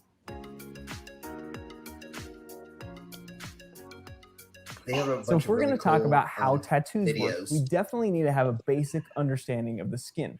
The skin belongs to a system called the integumentary system, or just the integument. It's comprised of 3 main layers from top to bottom, or superficial to deep, starting with the epidermis, then the dermis, and then the hypodermis, also known as the subcutaneous layer. We are definitely going to take a look at all 3 of these layers on real human skin, but I have to mention something important about these layers as it pertains to tattooing and ink deposition. Is Each it one that of they're these yummy? layers, the epidermis, dermis, and hypodermis, is made out of a Only if it's completely made different right. Only if tissue it's when you done right. compare it to the other. In other words, the epidermis is made out of a totally different tissue than the dermis, and the dermis is made out of a totally different tissue than the hypodermis. Why is that important? Because the nature of the tissue will definitely influence how ink is deposited in that layer, how permanent the ink is in that layer, and even just how the tattoo works. Or in other words, it influences how the ink is going to behave in each individual layer. So let's start with that epidermis. So here we've got 2 skin grafts here. Let's start with this one. And this outer layer here is the actual epidermis. I always find it interesting when we bring the aesthetic students in here. They always notice the freckles and the Did sun he damage say here. what skin But that this is? epidermis. It's Did he say probably what kind pig of- skin, I bet. Yeah, that's what I would guess, but I was hoping he would actually tell us what kind of skin. It doesn't Yeah, really it's kind of matter. weird that he didn't. That's. It's usually pig. It's more weird that he didn't say what it was. I mean, But I'm guessing it's pig skin. to I be kind honest. of now want some pork scratchings.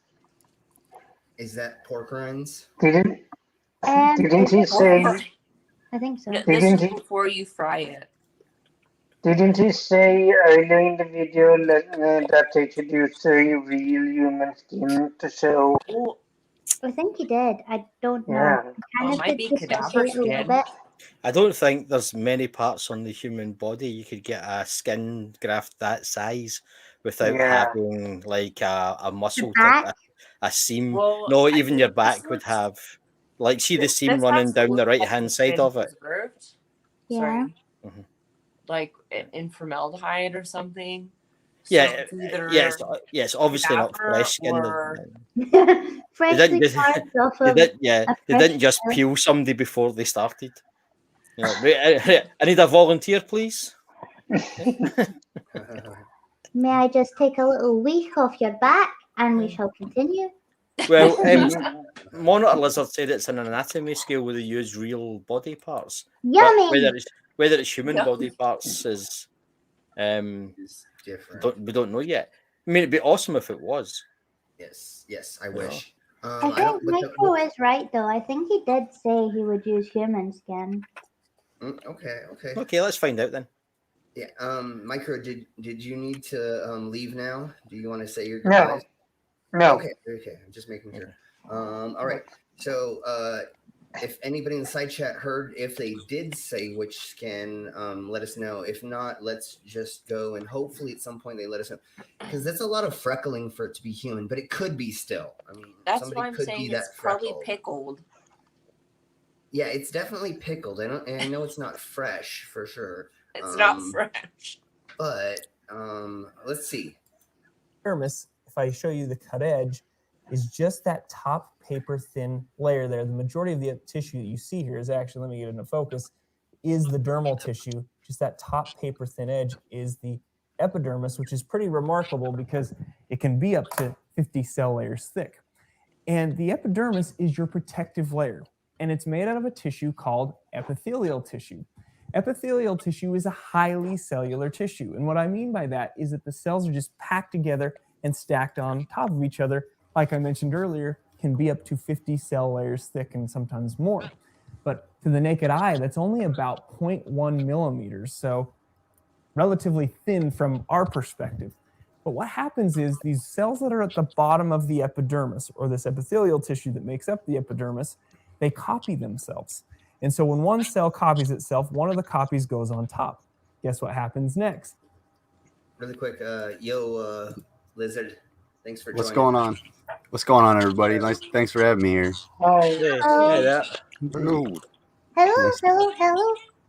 I am absolutely exhausted and just waiting for like 8 o'clock so I can go to bed. So I have nothing on my schedule. What do you got? What do we got other than tattoos?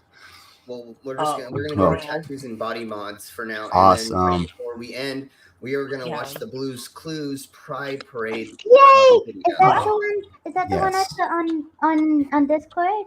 Yes. Yeah. It's so cute. It's the best ever. It's very, very cute, but I want to save it till the end because they're probably gonna strike us, and so I might have to cut that out afterwards. But I do Play want to like show 2 you it's so seconds cute. and then be like, Yeah. I'm so sorry, I didn't mean to. Well, Oh. I will play the whole thing, and it's okay. There are ways around stuff, and that's what I do in the background when we deal with YouTube, anyways. So, And let's I watch might, like take volume a so low. minute if you want to. I can turn off my mic. I'm just gonna use the bathroom and feed the baby. Yep. You know what I mean. Feed the kitty. The fur baby. I'm pretty sure that's how tattoos work. All This right, is so for I'm the still people. This is for So- people that don't understand how tattoos work, and that's why we're going over this. And then right after Yeah. this, we're going to talk about what sailor tattoos mean, which symbology the sailor tattoos are. So we'll have the fun with our tattoos. Fuck yeah. So, It's we're very gonna do that. educational because I've never had a tattoo and I don't even know what it is. What?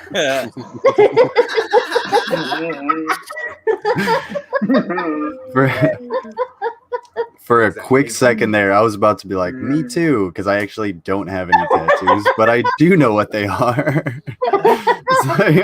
And I've got a fair collection of tattoos. Most of them, Euro. Yeah. So I'm gonna start this again. I have to go grab another beer, and then when I come back, if anybody I'll let everybody know, and then if anybody wants me to stop, we'll stop. But I think we can probably make it through a little bit more of this video before we move to the next one, because he pretty much goes over it pretty quick. I mean, it's easy to understand how these things work. So here we go with the video. It makes another copy, and the cell that was right here gets pushed up, and the new copy comes underneath it. And that continues to happen, and cells move upward. As the cells move upward closer to the surface, they start to flatten out and die because they get pushed further from the blood supply. And we don't care about that, because those dead flat cells give us a nice protective barrier from friction and abrasion. That's what I'm doing here, not itching my skin here, but protects us from that friction and abrasion. And that process just continues on every single day. Now, as the cells move up, eventually they're going to get to the very top and flake off. You can shed over 1 million cells per day. You can think that's disgusting, but it's anatomy, so it technically is under the classification of being awesome. Now, kind of think about that with how that influences tattoo and ink deposition. This wouldn't be a great layer to tattoo or put ink into, but the reality is some of the ink, as it is being injected into the skin, does get deposited into this layer and therefore some of the cells.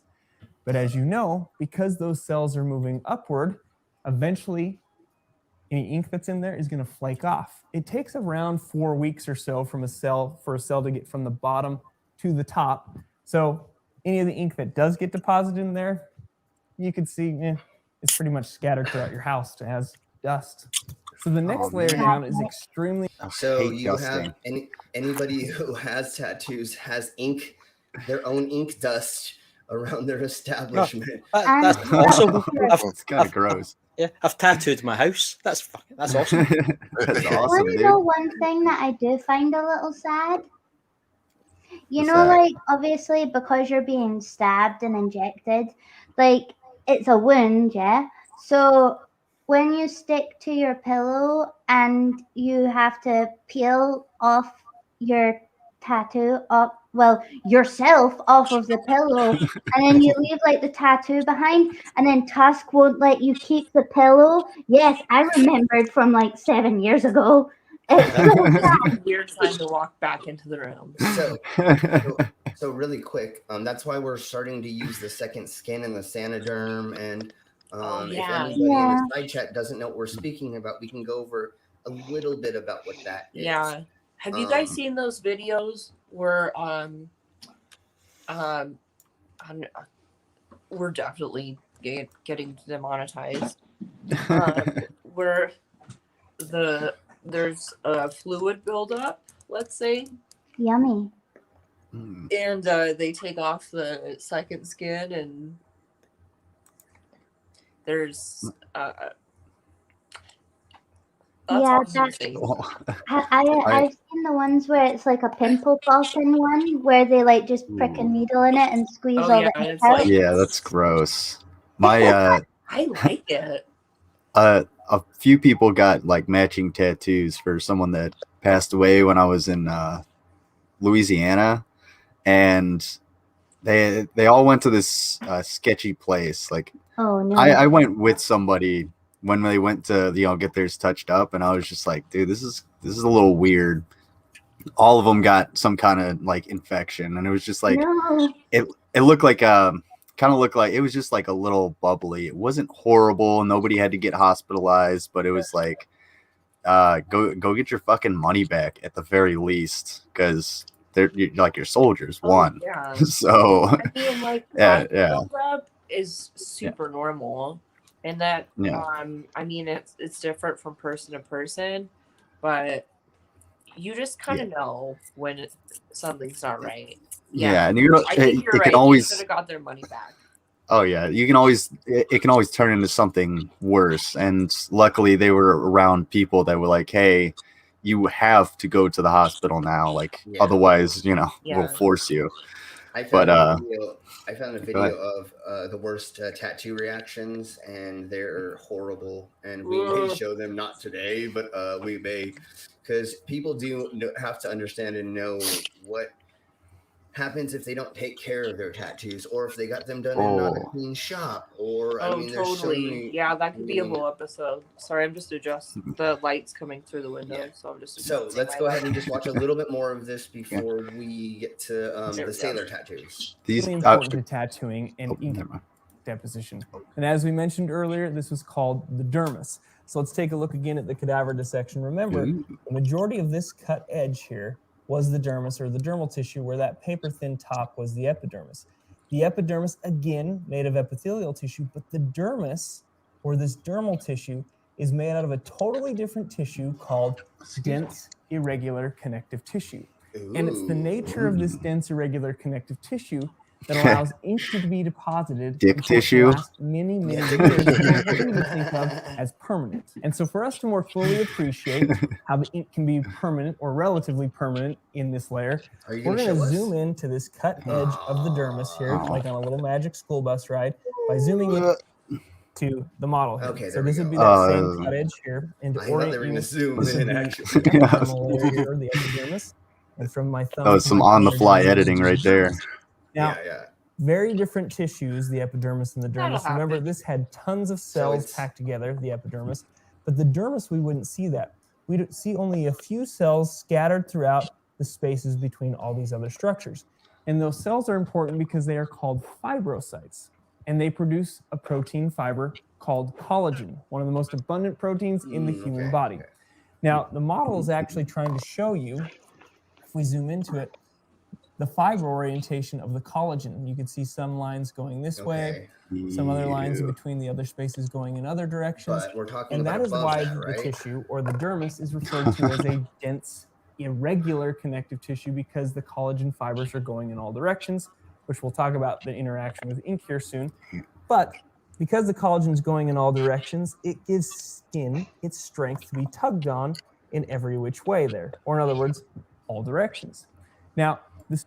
Okay, I'm going That's- to speed him up a Sorry, tiny this Yeah. mic is Also, boring. Do you guys- I thought do you you were going to watch- say, I'm going to go and tug on my skin. But you know, Do- real quick, it reminds me. I didn't think of bringing it up because we're talking about new things this week. But it reminded me. I've been honest about like not being natural, and I keep seeing these ads for what do they call it? The hydrolonic pen. So it's like meant to be like a substitute for any kind of subdermal injections.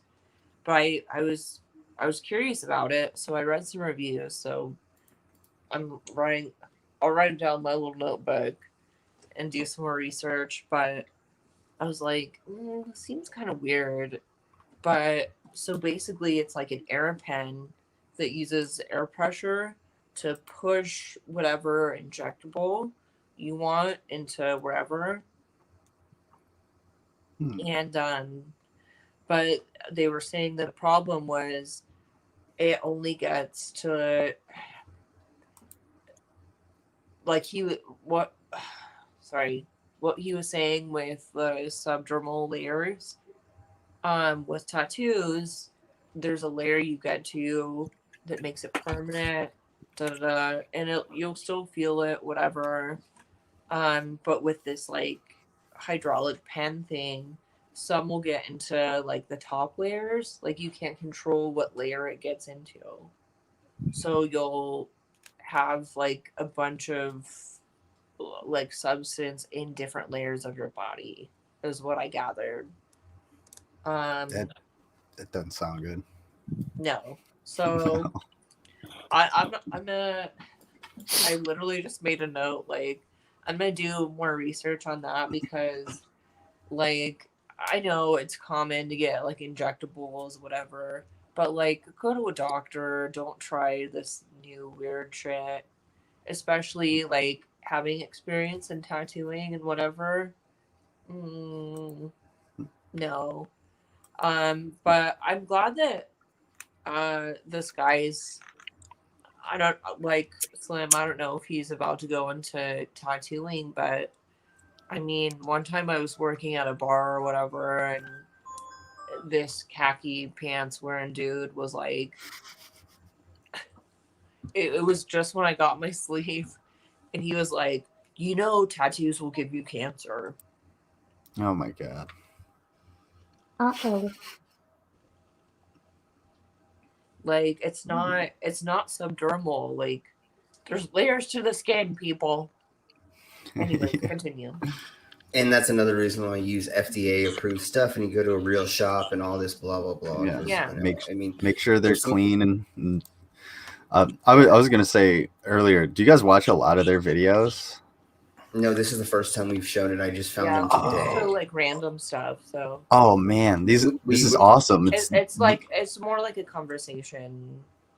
I was just gonna say, like, these guys are a really good resource because I mean it's real Yeah, human like, anatomy, solely looks and I like was Zach like, Braff, which I think is awesome. yeah, Awesome and there- also distracting. But he is very you know, handsome. I'll give you even though that. it's a bit boring, like he is absolutely right, and people should know, like, Yeah. you know, even if you're not a body mod person, just basic stuff like exfoliation, crap like that. So Yeah. Yeah, we'll probably be using them in the future for references. It just matters on what subject we're delving on. I wanted to definitely Yes. show how the tattoos work in the body, because people that aren't modified, or even people who are, they don't completely understand how these things work. So let's go a little bit further, and then we're going to skip the immune system, working on it, and we'll go straight into the tattoos fading, and then we'll go into the sailor. We only have just a little bit more of this. Okay. The skin is not just made up of, or I should say specifically the dermis, is not just made up of fibrocytes and collagen. As you can see from the skin model, there are a whole bunch of other structures in here. We've got sweat glands, blood vessels coming through here, nerve endings, and even hair follicles that have pushed down from the epidermis. So again, how does this anatomical knowledge help us understand how tattoos work in this layer? Well, ink is being deposited into the dermal layer, and a lot of that ink is going to get suspended in that collagen matrix. And some of it will be even taken up by those fibrocytes or those cells I mentioned earlier. But that's not the only thing that's going on here. You see, during tattooing, a needle is puncturing the skin at anywhere from 50 to 3,000 times per minute. That's creating trauma, as well as injecting a foreign substance into the skin. Now, usually when our body deals with trauma or a foreign substance gets introduced, our immune system has something to say about that. And the inflammatory process Okay, gets let's activated. get past this part. Let's get into this, and then we'll go ahead and Remember I mentioned the whole Get idea, on. at least the going theory, is we're going to just contain the ink here. And it does obviously a pretty good job, because those of you who have tattoos or seen people with tattoos, you notice the tattoo doesn't like migrate or move, but you do notice that it sometimes fades with time. So there's a couple of going theories with this. One is that as a macrophage dies and releases that ink, the new incoming macrophage engulfs most of the ink. And some of the smaller broken down ink particles will get taken away into the lymphatic vessels. We know that some of the ink gets into the lymphatic system because they've done biopsies on distant lymph nodes and found tattoo ink in there.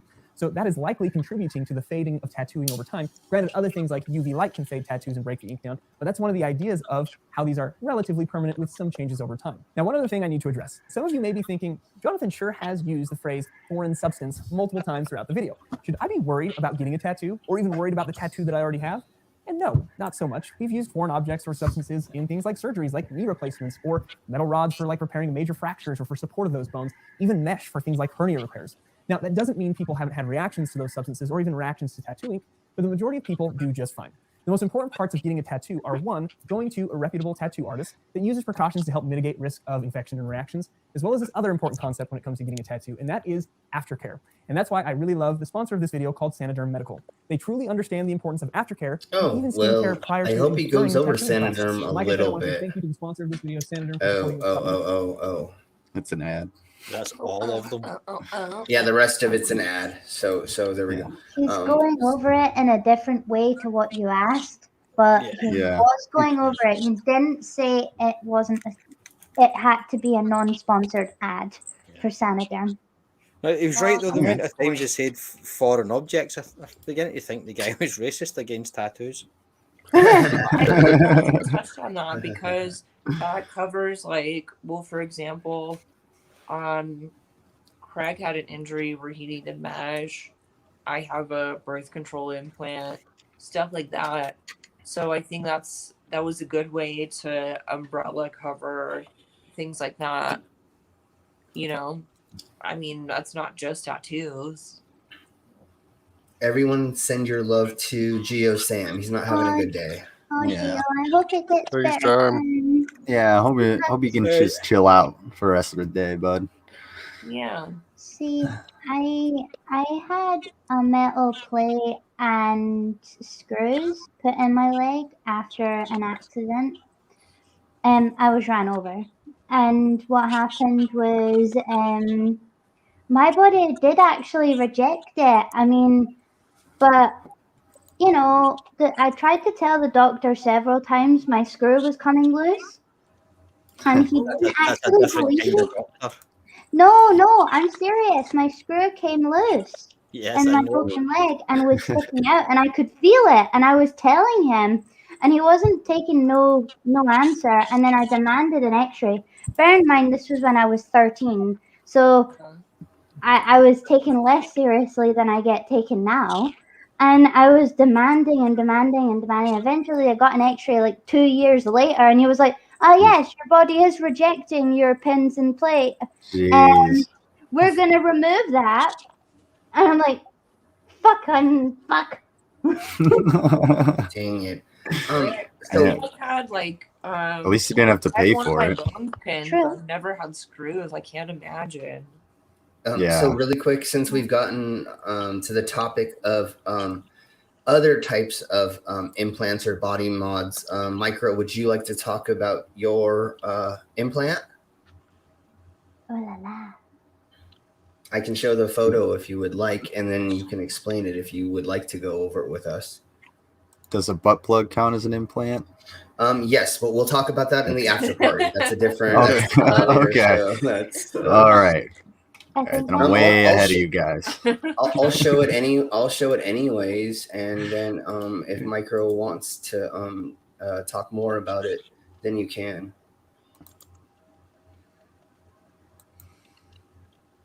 Can everybody see that? Mm-hmm. Is that like a Bluetooth or something? It's a hearing aid implant. Yeah, we. Oh, okay. I didn't know if it was like a Cool. medical. Yeah, is that like a cochlear implant?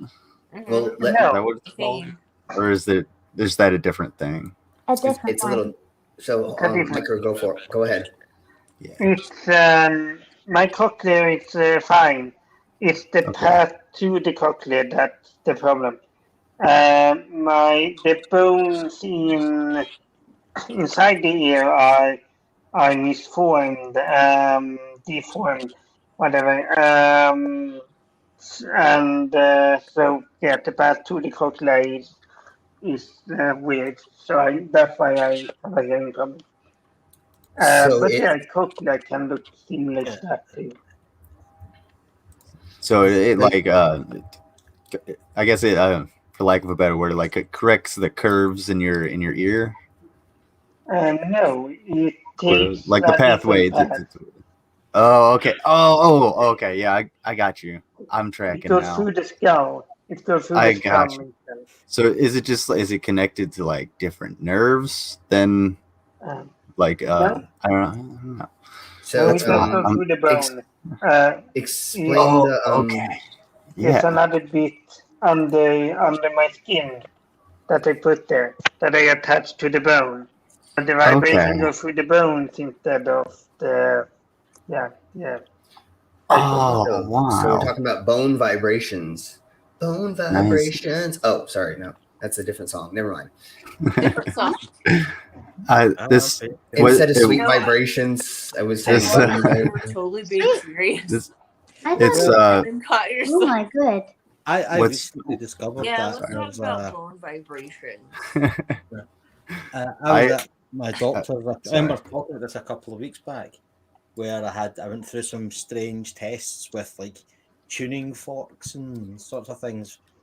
When I was at my GP, my general practitioner in the UK, it's just your normal doctor, and they said my vertigo maybe something to do with my hearing, and I didn't know that there's a canal that connects both ears, and if there's any issue with that, like fluid buildup or infection, it can seriously affect your balance. Oh, yeah. Well, I knew that there's My ear canals and that, stepmom but I didn't know they were actually connected. suffers from vertigo, and also like bone density. She's very petite. She's like under 5 foot. Oh, I don't know how many centimeters. Sorry, I'm American. But basically, You're she's the very only short person that and uses has very, centimeters. like, We all use low feet and bone inches. density.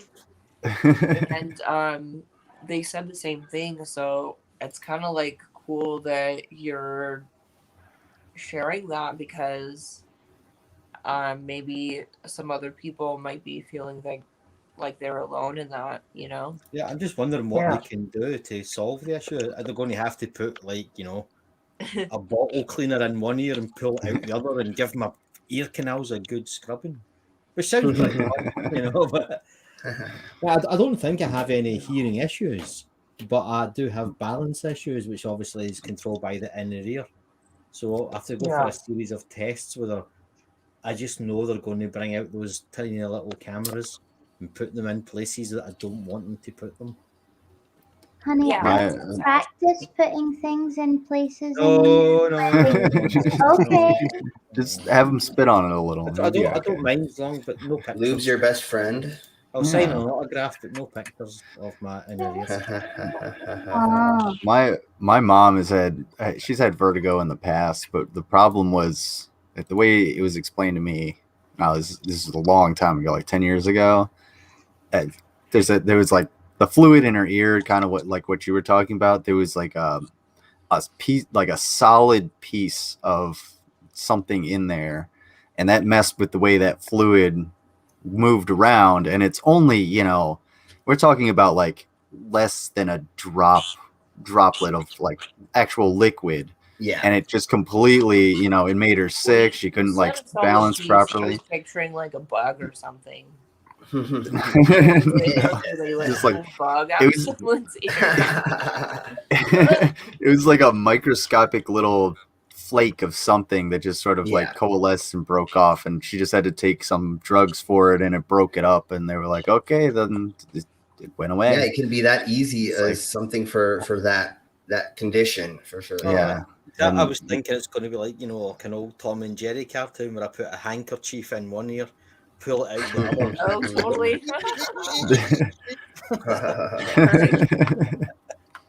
All right, so back on subject. Let's see what semen tattoos mean. I mean, sailor tattoos mean. What? In the 18th those the century, UV ones? after their voyages to No. the Polynesian Yeah, the islands, semen ones are UV, the yeah. crews of Captain James Cook learned to tattoo one another just to stave off long hours of boredom at sea. Eventually, these tattoos grew to have their own individual meanings. Sailors, I know least in the 17 I know it's and really 18 like at the beginning, but that made me laugh when he said they learned to tattoo to stave off long hours, and I'm just imagining the dumb shit we did in the army, because like, well, I'm thinking like it's to just go over to your buddy and just be like, hey man, let me draw this on your arm with a needle. And I'll use this as squid ink. We'll fucking tattoo it on. We'll tattoo it on. That's exactly what anybody would do if you're that bored. And we've done so many different things where it usually causes minor injury. Yeah. At some point. Yeah, if you're on standby, if you're on like guard duty for a week and you're bored, man, you're rigid. We were discouraged from doing that sort of thing.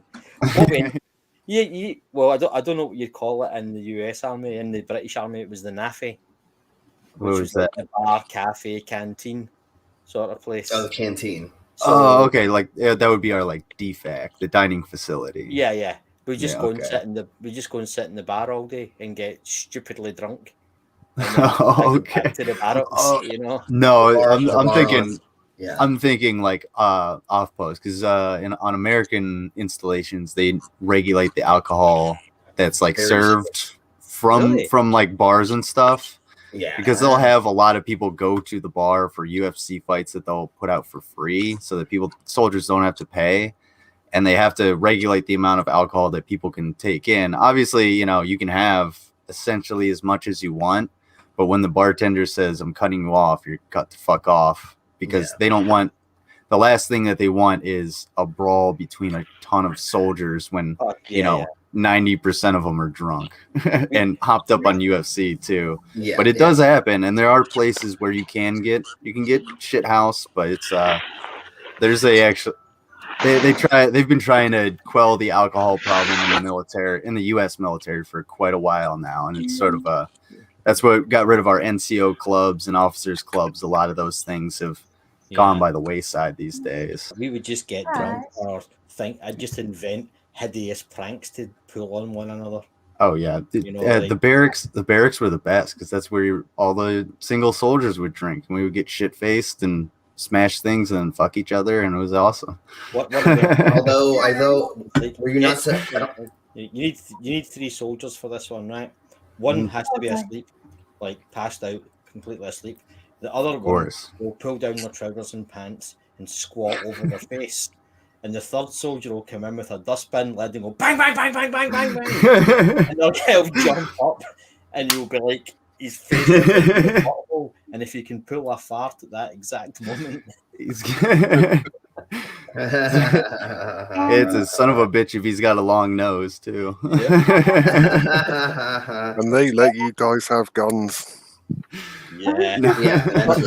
Honestly, a lot of the time you'd be with your squad mates and you'd be like, why the fuck I rely on these idiots for like my safety.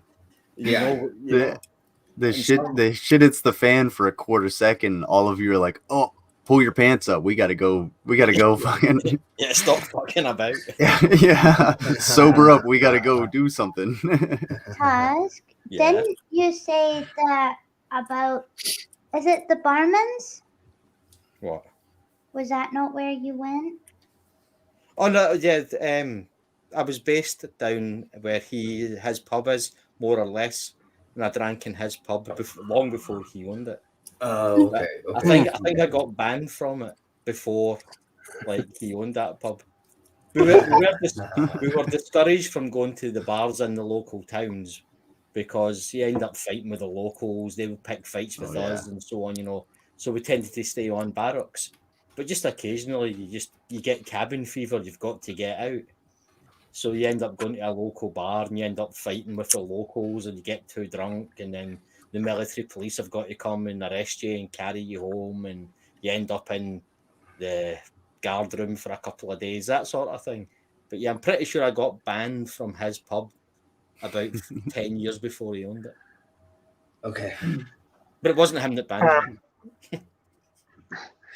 Would have been weird if you banned it before you owned it. I'm ready to leave. I'm really tired. But it's been fun. Yes, 1 o'clock in the morning where you are, isn't it? Yeah. Thank you so much, Micro. Yeah, thank you. Bye. Love you. Take care, man. Take care. And then, not man, woman. Ma'am, sorry. Ma'am. Take care. There you go. Yes. Bye. It's not a pejorative. I'm sorry. And then Sierra had to drop out because she lost power in where she's at. They're doing a lot of construction around where she lives right now, downtown Denver or wherever. I don't know what area. But around her house there are. So she'll hopefully jump back in if they can do that. Her neighbors probably cut the power cable or something. You know what I'm saying? Like it's construction. We occasionally have to get work done on the water supply, and I forgot they cut it off this morning. And Etty and I woke up kind of late, I went in and I went, oh shit, there's no water. But I had to use the toilet. So I did what I had to do. And then I filled the cistern up with 2.5 litres of cream soda. My lemonade. I thought it was going to all fizz up and overflow like you see in the movies, but it really didn't. I was kind of disappointed, but relieved at the same time. Yeah. Okay, let's watch some more of this. Hundreds were known to be very superstitious, and many of the traditional sailor tattoos spoke to these superstitions. A tattooed nautical star, often intended as a representation of the North Star, was believed to grant safe passage and wayfinding while at sea. Some sailors also got tattoos of pigs and roosters on their legs or their feet. These were meant to provide safety in the event of a shipwreck. This was because pigs. Okay, for just 5 milliseconds. So I have a chicken head and a pig's head that are cut off, bleeding on my feet. In tradition for this, because I grew up on the ocean or next to the ocean. And roosters were packed in wooden crates that floated in water, so they were often the only survivors of shipwrecks. Another popular tattoo was "Hold Fast," written across the knuckles. This was said to give a sailor good grip when holding onto the ship's rigging. I've More seen a lot common of than those. superstition, though, were tattoos that indicated a sailor's job or rank on the boat. He didn't say 100% correct. It's not for you to have the good luck or for you to get the strength to do that. It's for you to remember not to fucking let go of that rope so you don't kill your fucking mates. Is really what it's for. It's a reminder. I was just gonna say I've seen a ton of like Navy and Marine vets that have those, because obviously you can't have it when you're in, but like they'll have that. I've always just been like, oh, it's just a Navy thing. Oh, it's a Marine thing, and I just figured, not my branch. I'm a land dweller. Keep me here. and that's why my knuckle tattoos are done in the theme of that old sailor stuff. Is because it's I like giving that. I them like tribute. that. I like that style. Mine says beware. And then I have the different symbols for corrosiveness, explosive, all the hazmat symbols. Yeah, all the warning symbol. Yeah, all the hip, whatever it's called. Whatever the symbols for OSHA. chemicals and crap. Yeah, the OSHA. Yeah, it's all the OSHA symbols I have, and my lower knuckles are done in OSHA symbols as well. You're gonna have to get them. 21 of them. You're gonna have to get them updated. I just went through the OSHA training course at my job, and they updated all There's the new symbols. ones? Yeah, they're all Okay, universal, okay. man. You got So I some of need them to- are actually pretty cool. So my lower toe knuckles, I'm gonna get those ones done on. There you go. these ones are supposed to be more permanent, so I think you should be good for a while. Yeah. All right, so here we go. All right. Crossed anchors on the hand denoted a boatswain's mate who was in charge of a ship's general See, I didn't know maintenance this and upkeep. one. A tattoo of a harpoon meant you were part of a fishing fleet. Crossed cannons suggested some form of military service, and a rope around the wrist was said to signify your role as a deckhand. I thought that meant you were a Aside from sub. Never superstition mind. and Never rank, mind. tattoos were also used to commemorate voyages that a sailor had made. A fully rigged ship meant that a sailor had made it around Cape Horn, which was a dangerous journey that claimed the lives of over 10. So really fast, I want to say to all of the people that don't know what some of these tattoos mean, please don't get these put on you if you don't know what they mean. I know so many hipsters that have a freaking sailboat, this exact thing tattooed in the middle of their chest, and you're like, so how much time have you spent on the ocean? And they go, huh? And you go, never mind.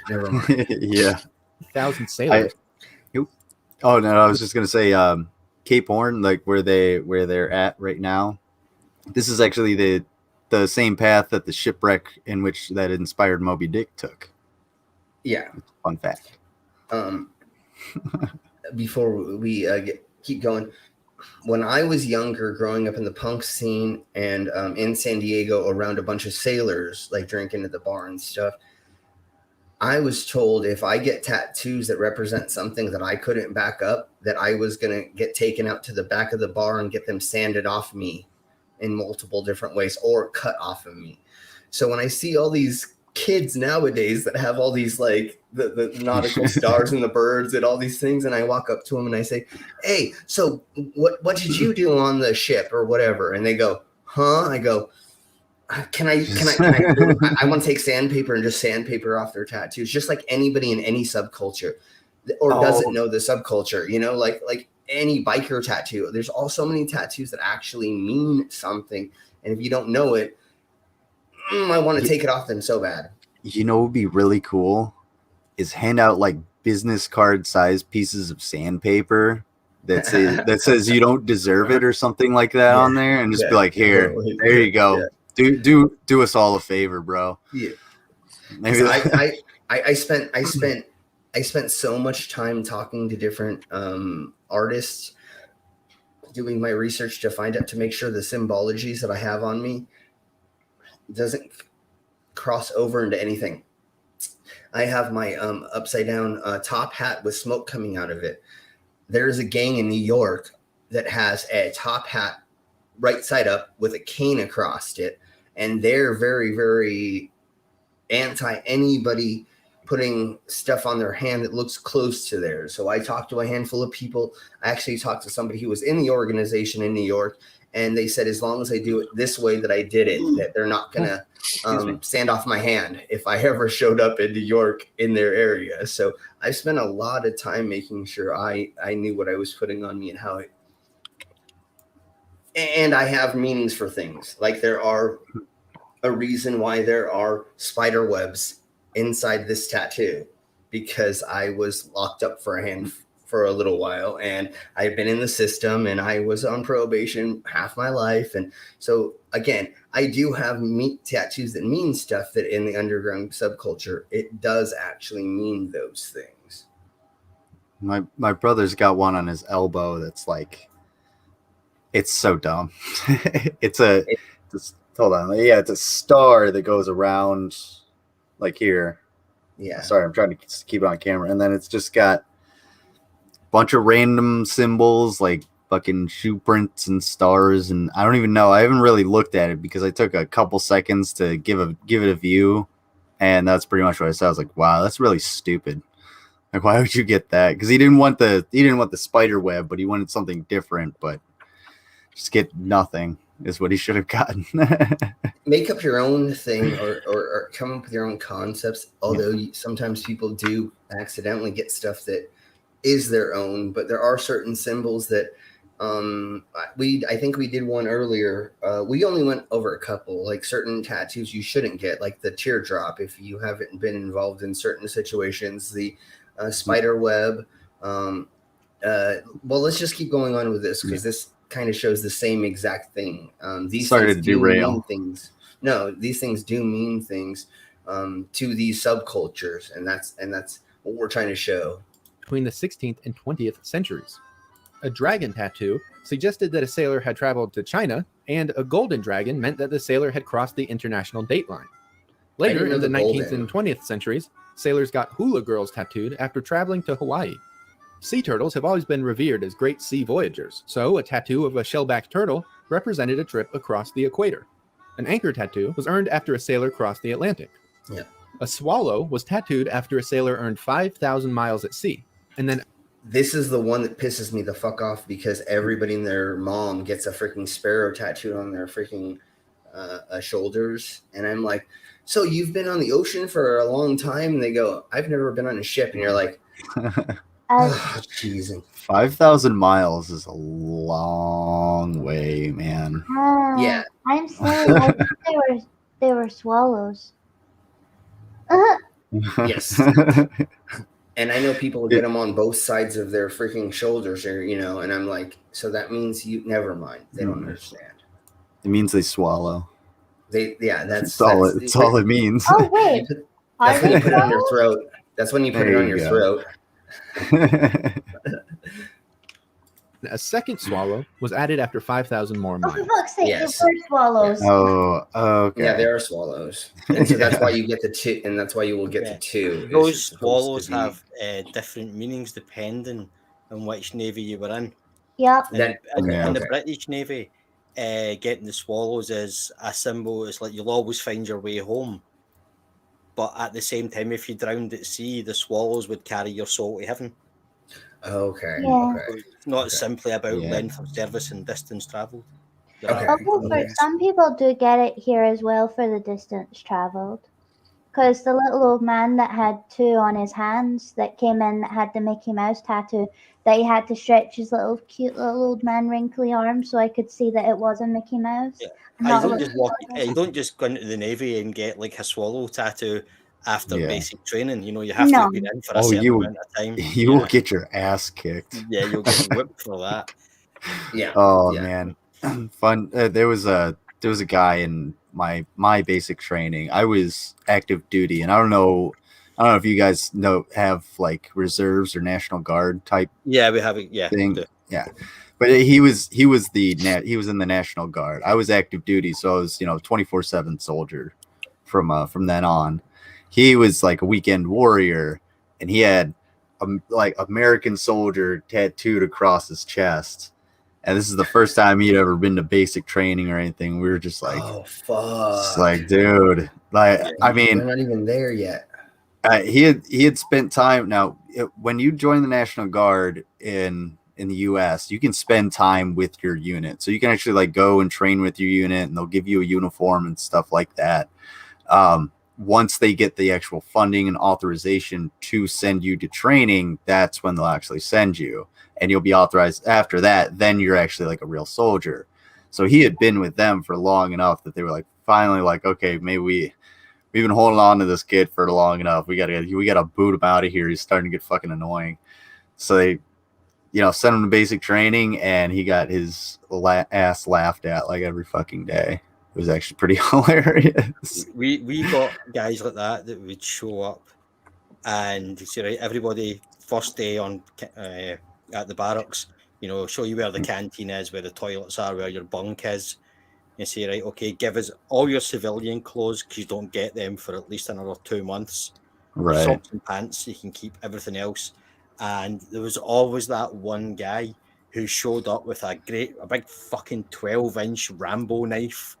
Yeah. Fatigues that he'd bought from a surplus store. Oh god. And it's like, you realize you're going to be issued with a uniform. You don't have to bring your own. But you'd always have the gear that was slightly better than what you got issued. And it's like, you can't have that. That's not fucking uniform.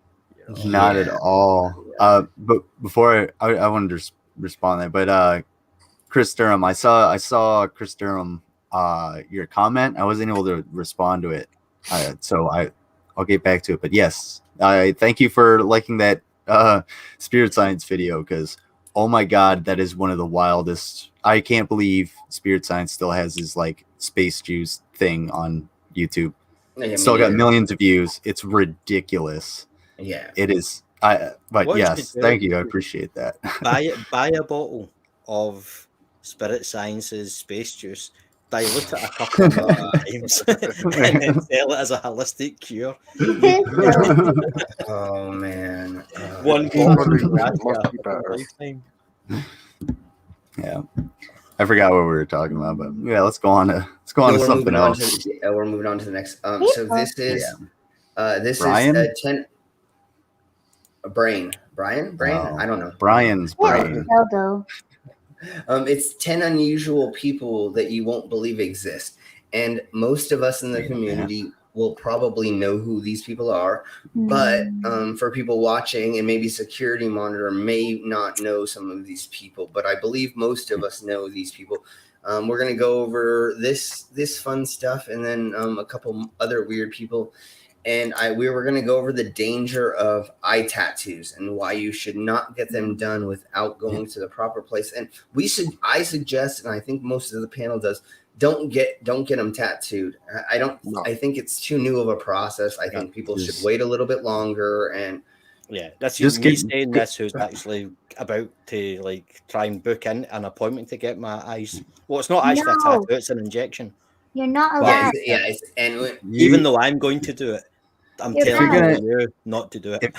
If you're gonna change your eyes, just get some contact lenses until the technology is out, where you don't see any more stories of girl gets tattoos and eyes and they fall out onto her fucking chest at night. Like, oh my god, that's not something we should have happening. Never happened to anybody. So, but it I know what you mean, though. I read The Sun. Don't worry. Oh no! That bastard fucking company. The fucking fuckers. Right, we're not getting sidetracked by that. Yeah. So it's my bad. Sorry. Let's watch this right quick, and then we will show you the dangers of eyeball injection. Don't because I'm looking forward to it. I don't want to see a bunch of horror stories. No, you can fuck off. Slim, show it. Hey, I know a guy. But the thing is I believe probably the person that Tusk going to do to it probably has a good understanding of what they're doing. And again, go to a professional, look at their portfolio, make sure that it's somebody that you trust.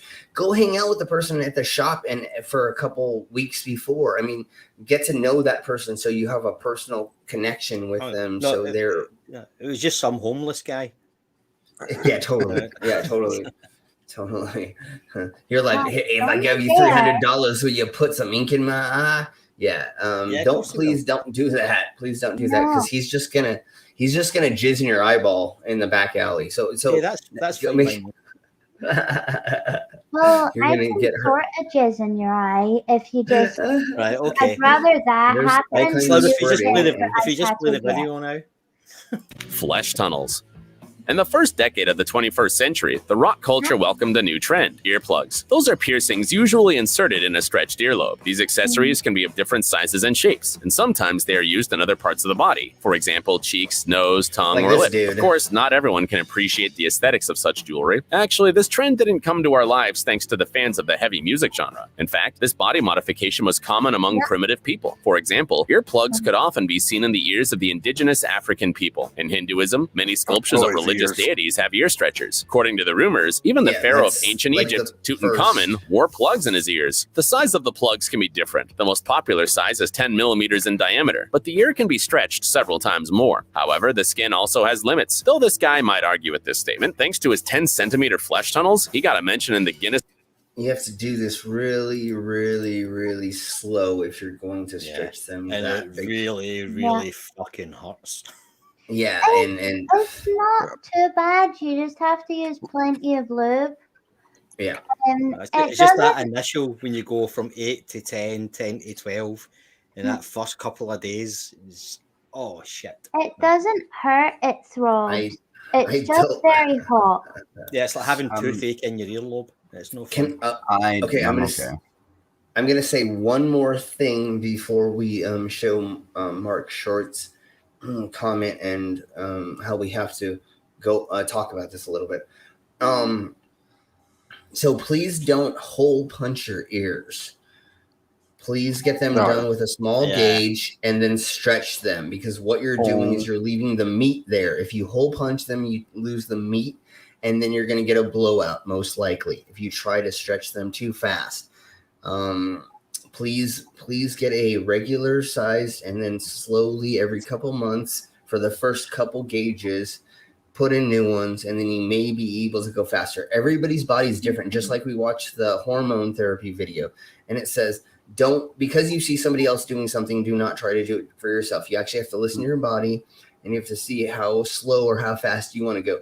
Just like doing any like sexual fetish or anything, you don't just rush in to get somebody to tie you up and then throw needles in you while they're spanking you. No, you can't go that hard and that fast.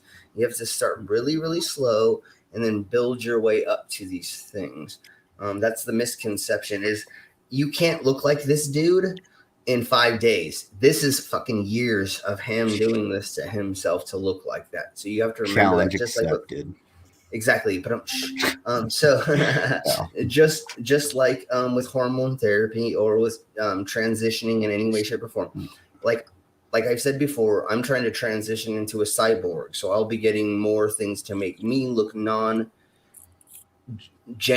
and more look foreign to what humans may look like. I want to look more alien to people when they see me, but I'm going through a slow process because getting all these implants takes a while and it hurts, and I'm in a lot of pain right now. And today I hit one of my implants on my hand and I was sitting there for 20 minutes. Ow, ow, oh, jumping around the freaking warehouse, just yelling about how I barely bumped my hand. So this takes a long time, and let it take a long time. It can't be overnight. Otherwise, you're going to screw your body up and you're going to end up in a lot of trauma that you're going to have to go get like surgery done. And if you have to go to the hospital for any of these things, it costs a lot of money. Even if you have health insurance, it's going to cost a lot of money. And the other thing I want to say before we start this is doctors don't want to help you if you fucked yourself up. Go ahead, Ed. Can I just say something about that? Like, maybe this is gonna sound really stupid, but like, I don't understand why the video is called "Unusual People You Won't Believe Exist" when that. I mean, I believe they exist because It's I clickbait. It's clickbait. okay, because I was like, I grew up with people like this. I don't understand. Like, they're not weird There or was- anything. They're just literally just people. But what you forget is you grew up in that. For people that don't have any any understanding in body modifications, this is weird as crap. You know how insane it is for some people to meet me sometimes? They're like, wow, you exist? You know, like I thought it was just in the movies or it's fake, CGI. It's like, no, honey, there's people like us that do exist. That weirds me out so much. It's kind of funny you bring up that notion, plus like the clickbaitiness of it, because this is a video for like normies. Yeah. I mean, I'm sitting here watching it live with you guys. I'm just like, oh yeah, that guy's good. Just maybe make sure you don't like walk into a tree. You might catch a squirrel on your head. But there was I found a video earlier that it just came into my feed and it was exactly the same thing. 10 things or 10 pieces of media that you can no longer find. And the very last one, you know what it was? Dogma. The movie, the Ben Affleck movie. Hey, we have that though. It's free on YouTube if you just search Dogma. Yeah, again, it's it's in HD clickbaity. too. It's just clickbaity Like, crap. What happened was I called them out too. There was an issue with the distributors of the DVD originally. They went bust, and no one could find out who owned the rights to it. So it is very difficult to find on DVD. There's the original pressing of it, but there's the original pressing of it if you can find it, but there's not been a second pressing of it. Anybody that grew up in the 90s, 2000s has a copy of Dogma, probably. Oh yeah, it's one of my at the very least. That's I understand what you're saying with different other media, and there were some things in there that I kind of skipped over that were like old stuff, but I don't want to derail anymore. I've done that way too much in the stream. Okay, does anybody want to comment on this comment? I mean, I've accidentally got peroxide on my tattoos due to being a hairdresser and clumsy as fuck and refusal of wearing gloves. And well, I'm saying hairdresser, I was a barber specifically. But I don't know if it's the same peroxide you're talking about that I got covered in over my tattoos, and they're still there. Yeah, I don't believe this is a I thing. don't know. I've never heard of that. Although I do want to just pick up on something that was mentioned earlier in this video. Yeah. I'm not sure I like his use of the word primitive. Yeah, that's why I was like, Yeah. Yeah, I don't. That's why I made a little grunt noise because that was my disapproval grunt. But also, flesh tunnels are probably one of the most common body mods. No, everybody's got them. Yeah, that's probably not that big. Go ahead. I was just gonna say, as far as the he was saying 3% hydrogen peroxide, and I was like, why does that sound familiar? That's what you get at the grocery store. That's what you put in a first aid kit. That's the difference. So like the peroxide you would use at a hairdresser would be a higher concentration, maybe to dye somebody's hair. The highest so like is 60%. Yeah, the 3% is what you probably want to use on like skin, and if you're using the 60% without gloves, you really need to wear gloves because it'll kill your hair. Wait, hold on. No, you don't peroxide needle in. No, that's fucking gonna kill you. That's gonna be fucking peroxide is external use only. Are you trolling us, Mark? I think Mark's trolling us because honey, so. That's no. Please, but, I don't know where you. Really quick before you say anything, tell me where you got that.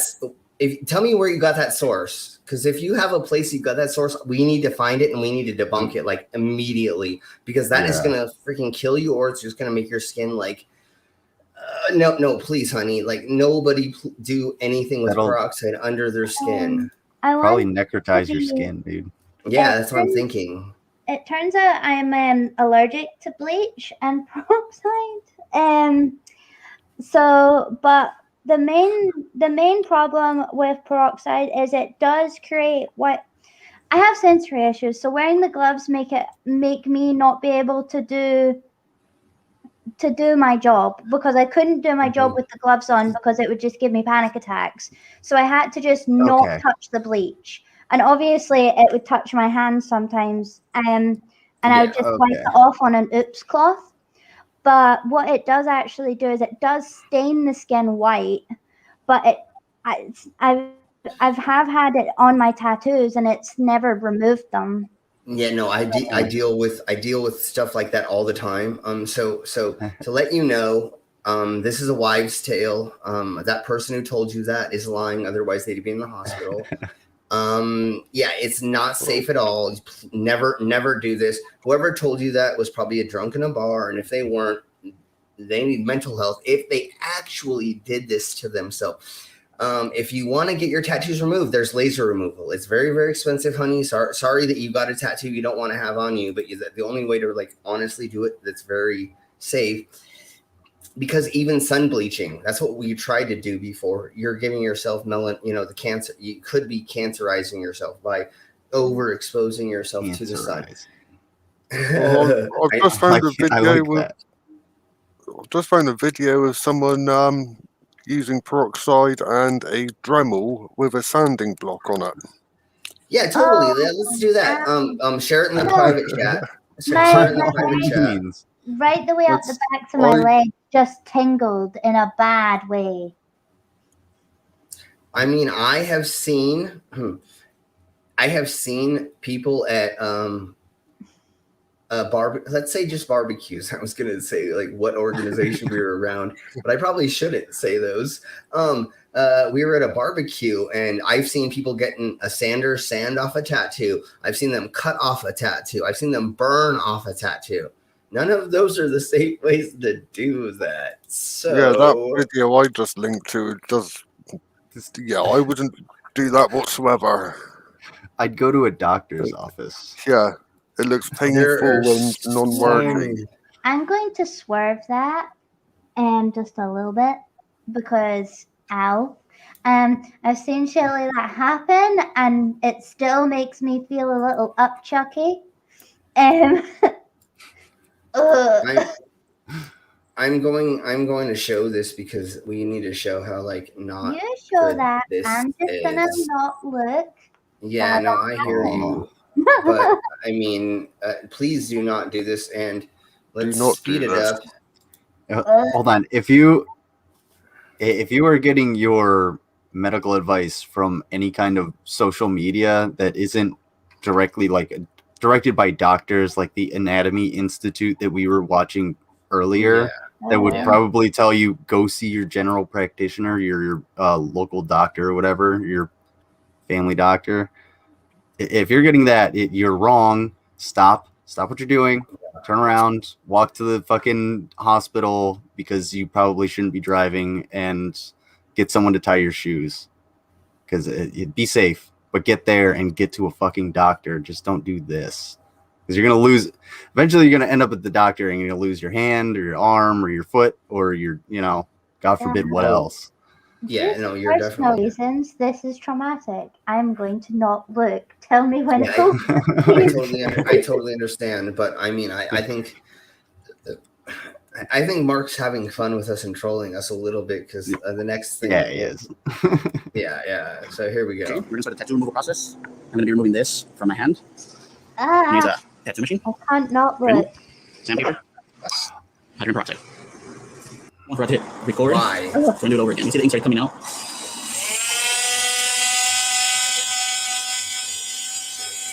Okay. So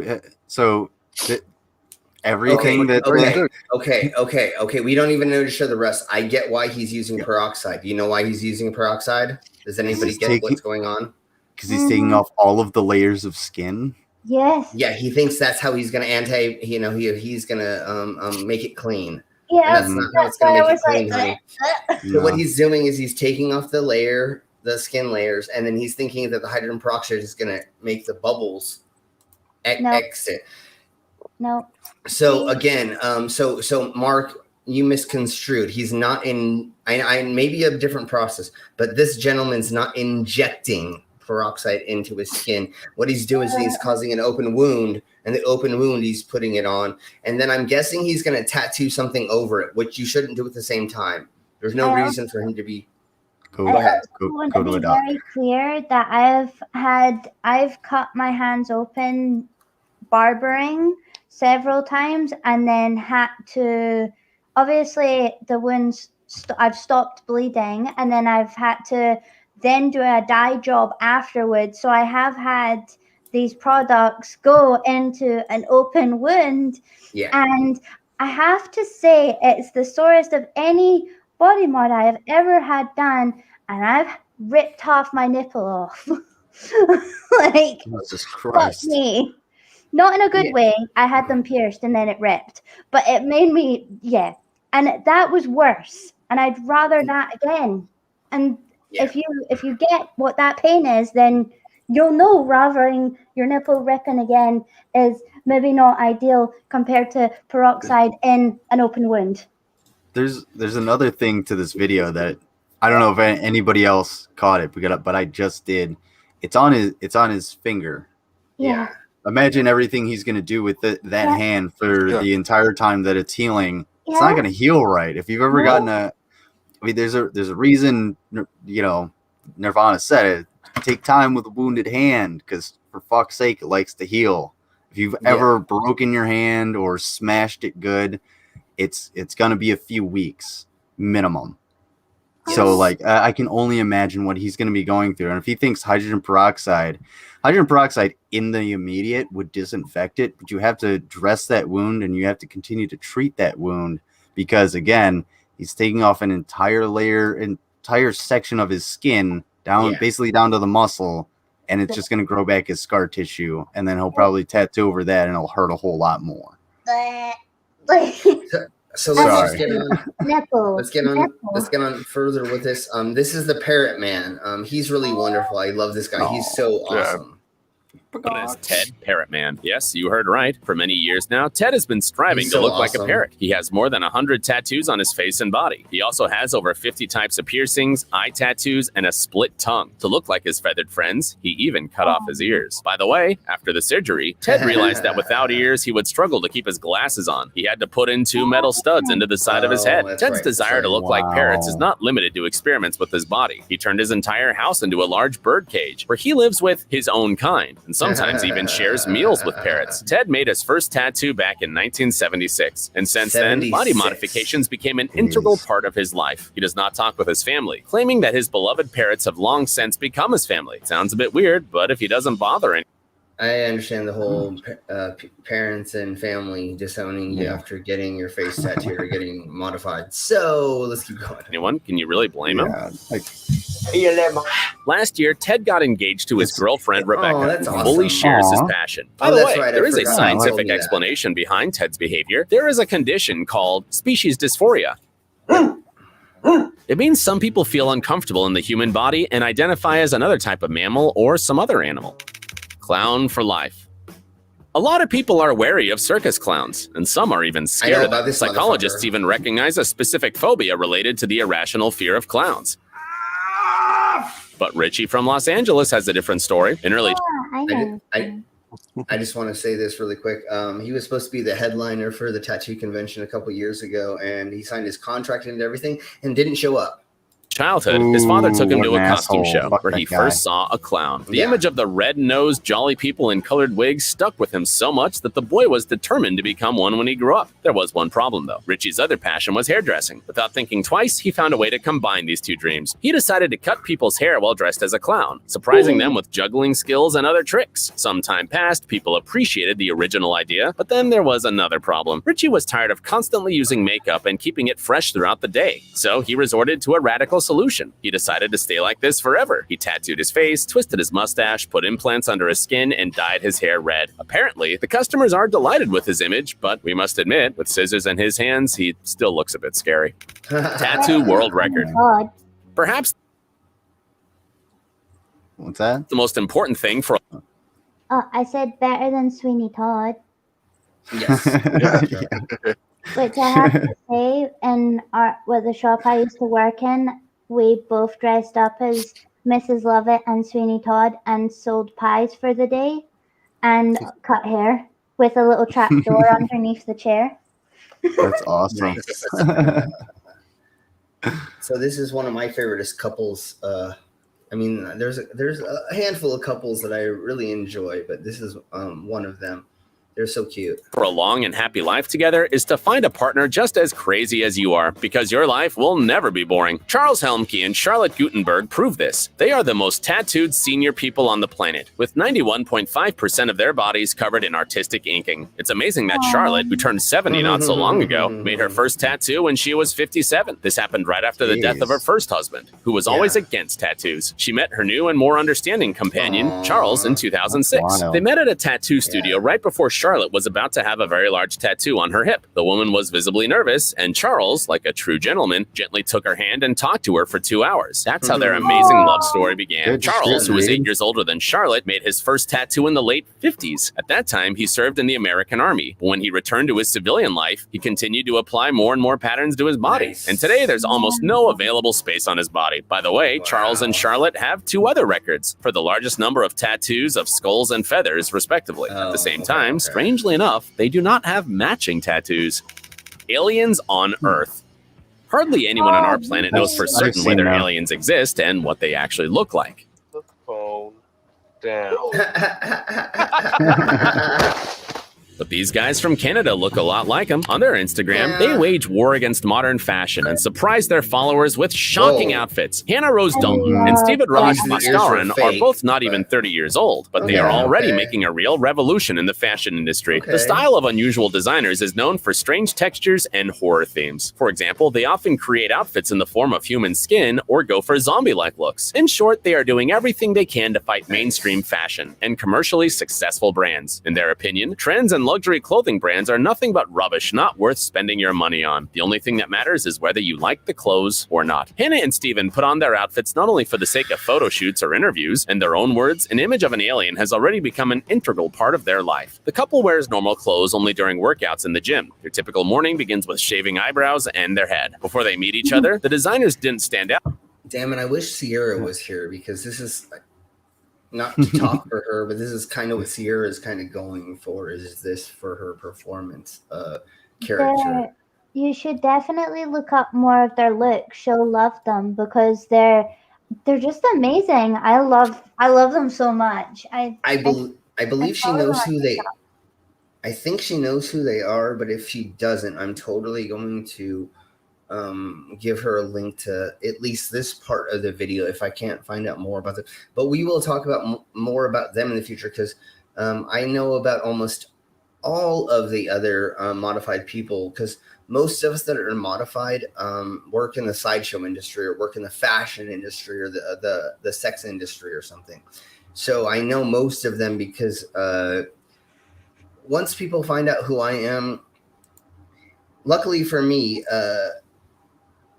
the people I looked up to when I was younger, they looked up to, they found me.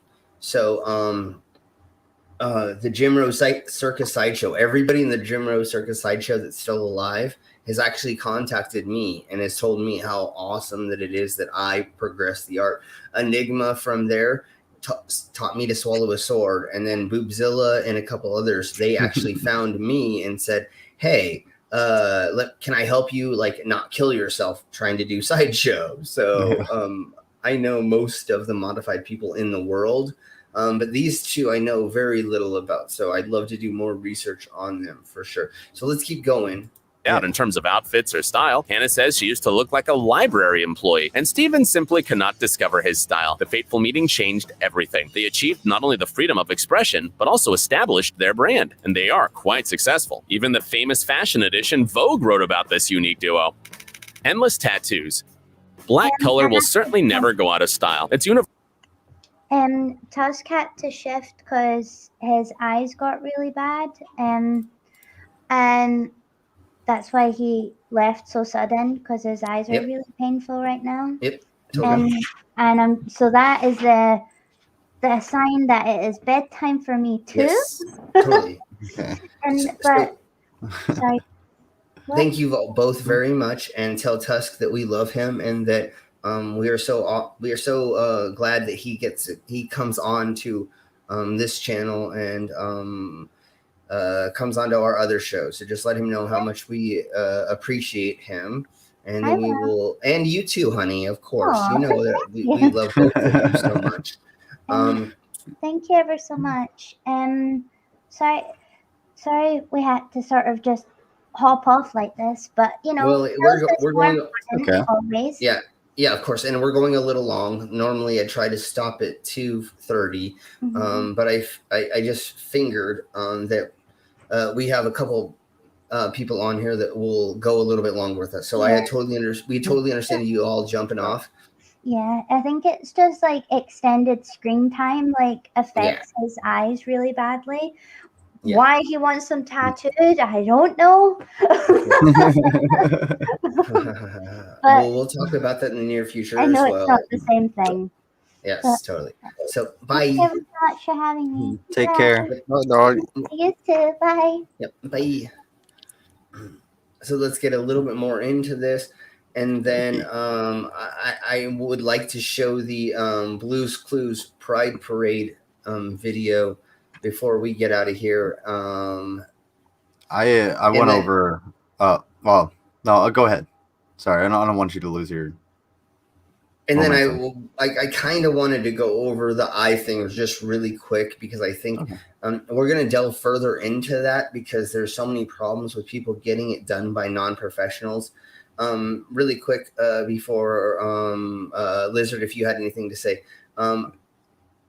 The guy who body mods me, the guy who split my tongue, the week before he split my tongue the second time, he had a lady, a female come in who got her tongue split at a barbecue. So they were at a Juggalo barbecue and some dude pulled out this rusty razor blade and said, "Hey, I'll split your tongue." I guess she was talking about it or something. And so he did it in a jagged pattern, like a lightning bolt. So the guy who modifies. So there's more surface area for it to get infected and coalesce and try and heal on itself. Yeah, totally. Like that. Oh yeah, that's the stupidest thing I've ever heard. It's like shark teeth, or you know what I'm saying? There's more jags, which causes more surface area and more. Yeah. So she went into him 2 weeks after that and was like, "My tongue, blah blah blah," and so he had to shave the insides of her tongue flat. And so she had all these jags that had to be cut off, and then he had to suture them closed so that they would not bleed out technically. So she went through a very, very horrible experience, even if she was messed up, drunk or high, to get it done. And then the healing was making it so it was getting infected. And then she had to go in and have my homie fix it and then suture it closed. So instead of just getting it done properly with a couple $100, which, I mean, if you can't raise a couple $100 to get a body modification, then you should be getting it anyways, honey. So sorry about that. Get it. See, I'm I'm in the realm of I have no problem with anybody getting body modifications, but you guys obviously use them in your profession.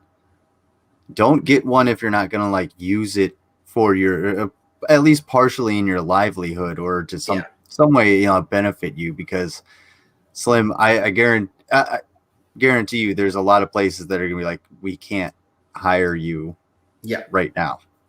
Just because Pearl, they're going to be like, so you're going to take everything out of your face before you start working on Monday, right? And you're going to be like, no. They're like, well, guess you're not working on Monday. And that's a son of a bitch. And if you really want to do this, by all means, I'm not stopping you. I'm not going to judge anybody for doing it either. You have hence to the think reason of I'm the future fucking here. of But you have to think about how that's going to affect your life, how it's going to affect your Right. jobs, and all this other things. Because it Getting does. knuckle tattoos and so Yeah. I mean, everybody needs to think about this, and it's another reason why we are speaking about this as well, is to get that out there to understand, like, just like becoming trans, changing your gender or anything. It's a long process. It takes a while to do, and if you have to know what the risks are. Right now, the Americas isn't so great to be trans to some small extent. There's still a lot of states that are trying to make it not so fun for you or trying to take away your rights. So just know what you're getting into and understand it's going to be a long process. Getting modified in any way takes a while to heal, and no matter what implant, transition, modification that you're going through or having done to yourself, it's going to take a while, and you're going to have a healing process as well. And that's what everybody needs to understand, is how this is a permanent thing, and how, like, once I got my tongue split, it's not really going to go back. I mean, I could have it sewn back, but it's never going to go back. Right. It wouldn't be, you'd have like a little line down your tongue you'd probably feel for the rest of your life or something. Yeah, and then getting it put back together will cause me to lose more sensation and lose more taste buds. So I've already lost some from doing it. Now, if I was to refix it, I'd lose more. So I'd lose more of my sense of taste, which I don't need to do. But what's really fun, before we get back into this, is one side of your tongue kind of is a little bit more salty, and the other side's a little bit more sugary. It's actually the front, middle, and back that are more. But it's really fun to like eat salty foods, and I put it on one side of my tongue and taste it, and then put it on my other side of the tongue and taste it, because it tastes a little bit different, and you can roll it around. That's so cool. Yeah, you can roll it around and be like, cool. yeah. So it's not 100%, but you can kind of notice that. So if you're eating something that you want to taste more salty, you just like put it on the left side of the tongue and swallow it. You don't put it on the right side of the tongue. And so there is this cute, cool little like, you can tell that you're. And before we get onto the thing, my significant others love how I can use my tongue on them. So let's get to the video. I was gonna say, you definitely know how to say your alphabet. Yeah. You go through A to Z. Never mind. We'll talk about that later. Reversal. Depending on the situation, a black outfit can look strict, solemn, seductive, or mourning. By the way, this color is very popular in the tattoo industry. Oh, jeez.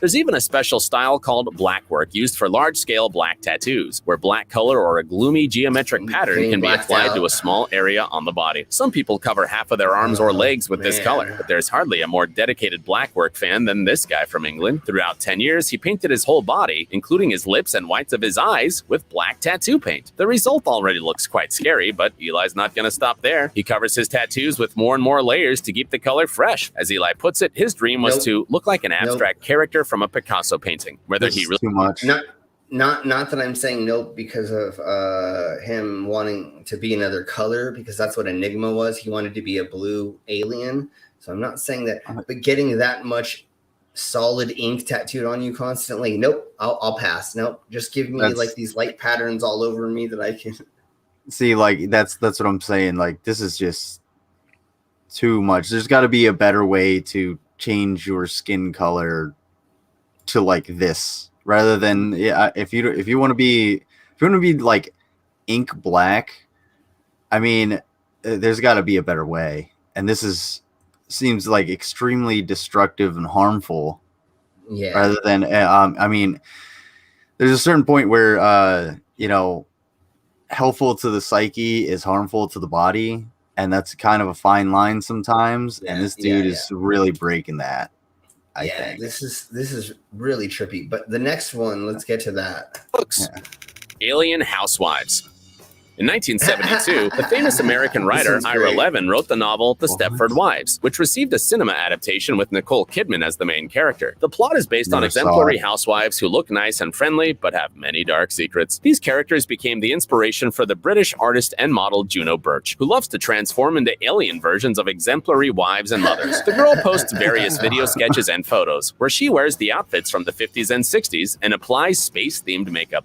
Oh my God. Juno often paints her face pink and purple, which makes her look even more like a visitor from some distant planet. She says that since she was a kid, she was inspired by Tim Burton films and characters from the cult game Sims. She tries to recreate these characters in her unusual works. Okay. Tattoo Man.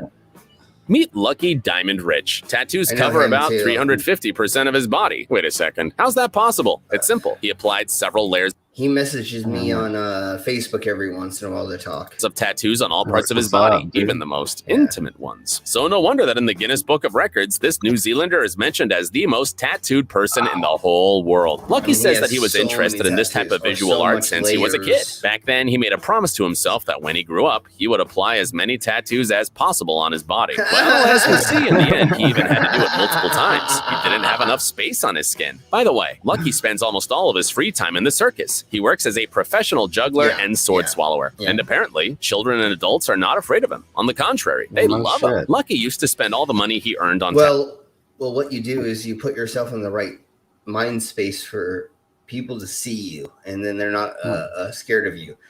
So if you're at a It's just- circus, you're at a carnival, they're not going to see you as scary because they're there to see you and they want to see what you do. So it's a little bit Right. different. Right. tattoos. Now he doesn't do them anymore because there is simply no space left on his body, but he can operate the tattoo machine to make tattoos for other people. So he's a Living tattooist, skull. okay. Oh, this guy's Scar.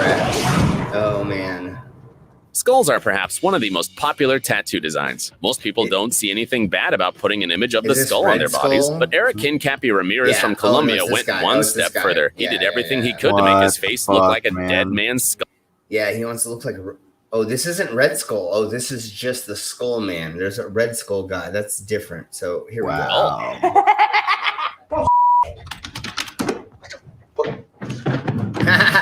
It all started with a massive tattoo in the form of facial bones. Well, we've already seen this, although it does And look very scary, but Eric did not stop there. He removed his nose and Yeah, they auricle did. so that the Oh, resemblance was man. even stronger. He began to Wow. modify his body since he was 12, after he lost his mother. The Skeleton Man says that this is his way to approach the afterlife when he meets his mother again in heaven. Eric also Okay. split his tongue and painted it Okay. gray, as well as tattooed the whites of his eyes. He also wants to turn his whole body into a tattooed skeleton. The guy tries to ignore haters, believing their arguments are stupid. After all, we all look the same under the skin, he says. Wow. Zebra Man. Fair enough. Did you think all these crazy tattoos? This is who I looked up to, Ome. This is how I got a lot of my inspirations for becoming the freak that I became.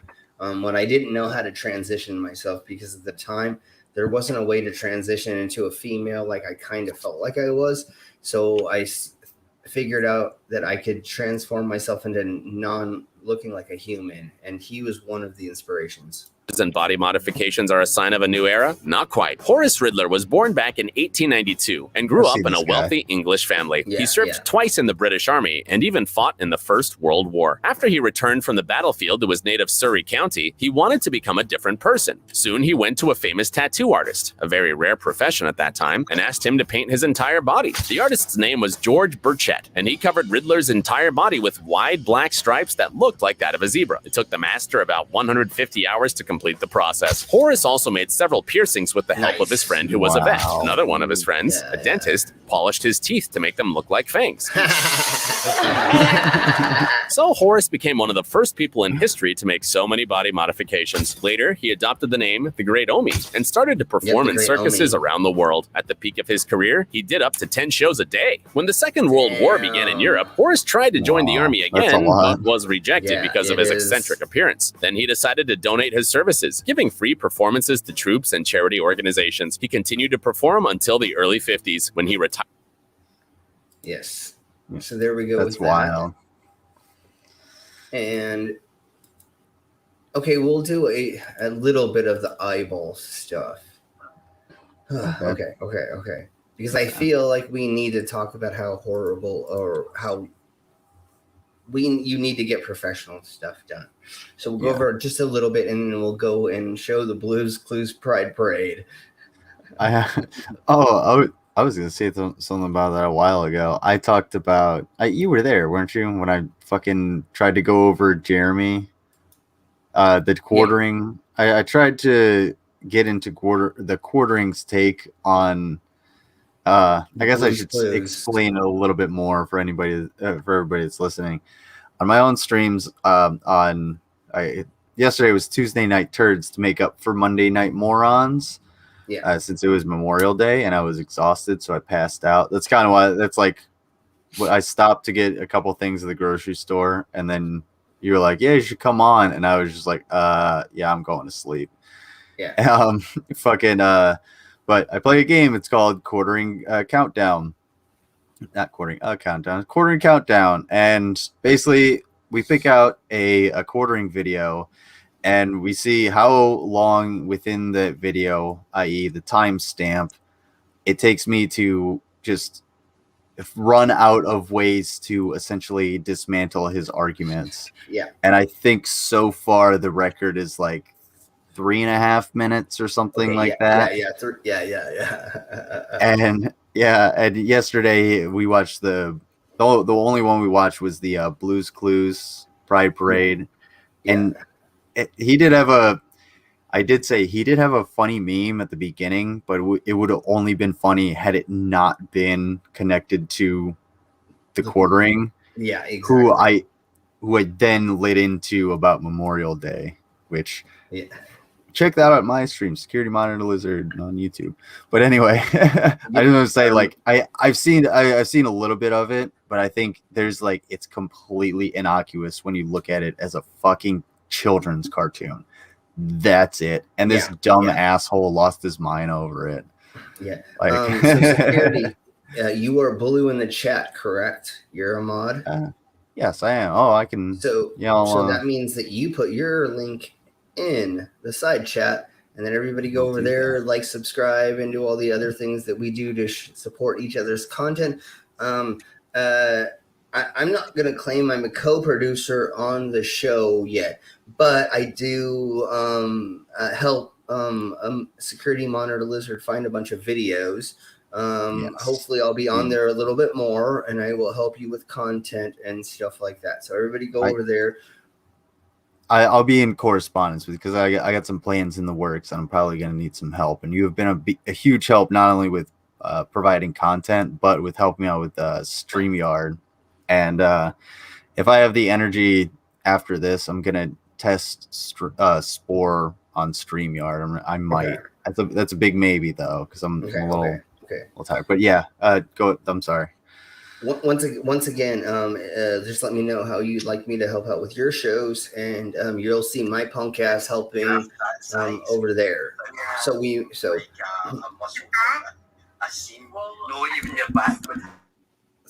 Okay, there we go. Okay. Just let me know how I can help over there. Everybody go over there and show him lots of support. And let's watch some more. This is why you should not get your freaking eyeballs tattooed. And we'll go over a little bit more. And this is why we talk about professionalism, why you should go to professional. Look at their portfolio. Talk to the people who've gotten modified by them. Go sit inside their tattoo shop or their body modifying shop and watch people walk in and out. Don't, you know what I'm saying? And talk to them. And if that person doesn't want you to do that, never get modified by them. That's one of the telltale signs. If you can't sit in their shop, don't bug the people. Don't talk to them while they're getting modified. But if you want to get an actual modification of the person, make sure that you're involved with them a little bit more. And the more that you get on their good side, the easier they're going to make the process. So bring them coffee. Go sit around, and if anybody needs lunch, go and help. You know what I'm saying? You're going to get on their good side, and then the person who's going to put the ink in your eyes isn't going to make you blind. So never like Tusk always says, don't piss off your tattoo artist right before he's going to tattoo you. You're just going to get a horrible tattoo. It's the same thing as like pissing off the judge. Don't be a sovereign citizen. Don't be a flat earther. You're gonna piss off the judge. Exactly. You just be quiet and let them do. If they go out of line, then maybe, or tell your DA or your lawyer, hey, bro, isn't like they but they know that. That's why you have the DA, and that's wait, public offender, public defender. Sorry. Yeah, your public offender. Your public offender is but your public defender or your lawyer, and let them do it all. Because I've been to court so many times, it's not even funny. God damn it! Never mind. I got too many. There's too many. Never mind. But let them do all that stuff. Don't walk into the thing and say you know what you're doing. Same with a tattoo artist or a body monitor. Don't walk in there and tell them how to do their job. Don't say you're going to tattoo me this certain way, because that's not how this works, honey. And they're going to like mess you up if you say that. You don't go into a doctor and say you're going to do my pancreatic surgery this way. I looked it up on Google. This is how you should do my surgery. You know what I'm saying? So, you'd be surprised how many people do. No, I totally understand. Yeah, no, I know. And that's why we're doing the PSA. Please don't go into there's a joke the other day. Somebody said, remember, it was to the older generation. I'm about talking about technology, but they said to the older generation, remember, your server doesn't want to know your name. Right? When you sit down to eat dinner, they don't give a fuck. You don't say, hi, my name is blah, no, you say, so what's the special, they don't need to know that part of your life. Why are you, so you don't tell them what to do or anything on your side. That's why you go to a professional. You don't walk into the kitchen of a restaurant and go, hey, this is how you make my freaking steak. No. That's how you're going to get a burnt steak, and they're not going to give you a refund. And, you'll probably get your ass kicked because most cooks are hardcore. So if you walked into no matter where, you're probably going to get thrown out the back of the freaking restaurant and get your butt kicked. But anyway, you're going to find out how sharp a chef's knife is if you go in there trying to dictate how they fucking do it. You ever seen Gordon Ramsay exist? For real. Come on. And then you're going to end up the special course for the next night. Oh, we got lamb. It's really Bobby. You know what I'm saying? Like they just cut you up and never mind. That's okay. So let's just go through this right quick. Cause we're getting it 3. I mean, I can go hella long, but since there's only 5 watching and 2 guests, we'll watch this a little bit and then we'll see where we go from there. Is the tattooing of the eyeballs. I'm going to latrine. Though they might look cool to some, such a procedure has. And once again, I want to say right quick, it's not tattooing of the eyeballs. It's an injection. So it's actually like a hollow needle that is pushing the ink in between the clear layer and the white layer of your eyeball. So it's not actually tattooing. Some serious consequences. Because if done wrong, it could potentially cause you to lose your sight, which is why today we're going to talk about 6 people who went blind getting their eyes tattooed. However, if you're new here, make sure to subscribe for a lot more videos like this. And without wasting any more time, let's get right into the video. Number 6, Kat Gallinger, a model from Ottawa, Canada. Kat wanted her eyeballs to be purple, so she decided to go ahead and get her right eye tattooed. Now, unlike regular tattoos, getting your eyeballs tatted is a completely different procedure. It's done by using a needle to inject the ink underneath the top layer of the eye and onto the sclera a few times, allowing the ink to spread in patches. This practice requires a high level of precision and experience. But unfortunately for Kat, things turned very bad very quick. She said as soon as the procedure was finished, she knew right away something was wrong. Within several hours, the ink built up in her eye, causing her vision to become blurred. Because they put too much ink inside that layer. They may talk about this, but that's exactly what happened. They put too much ink in that layer. Along with severe pains. Her eyes started oozing out purple ink, and the next day it was closed shut. According to her, a few things caused this to happen. 1, the artist didn't mix the ink with any saline. 2, he used a large needle instead of a small one, which went too deep into the eye. And But how does three, she know? instead of How doing does she- several small dosages, she took one I- large injection during a 10-minute sitting. A few weeks I'm- later, the doctors told Okay, that made sense. That made sense. One injection in 10 minutes. No, honey. It's supposed to be very, very. They're supposed to just go tink, tink, tink, tink into different spots and barely put a tiny little itty bitty drop into different layers in different spots that you shouldn't. It's not like if you take like you have a cup of water in the sink and you take your coffee spoon out and you drip some coffee in there and it just sort of goes in there and eventually it mixes around. Yeah. That's not necessarily how the eyeball works in that way. Like you have to put it in a bunch of different little places so that it'll actually move around because it's not a liquid. You're putting it in between two tissues and one of those just happens to be transparent. That it accepts that liquid. So if you just jam it all into one spot, it's gonna lump up and it's not actually gonna like dissipate. And it seems like what kind of happened to her, and she's fucked over it. Yeah. And, Go ahead. So Sorry. really quick before we get further into this, if anybody doesn't know, Enigma is lived with me for a couple years. So he had his eyes blacked out, and supposedly he was the first person to have his eyes inked. The gentleman who did his eyes, there's 3 people that claim the same thing and they got their eyes inked around the same time. I'm not going to claim that he was the first person. I do believe him a little bit more, but there are 3 people in the world who got their eyes inked around the same time because technology progresses in the same way around the world. So eventually people kind of come up with the same idea around the same time, Right. So I mean, independent writing developed in only a few places, but it developed in a few places. You know what I'm saying? and you can't exactly say who was the first per se, or somebody may have influence, and that doesn't really matter exactly. It's just the timeline of whatever this happened.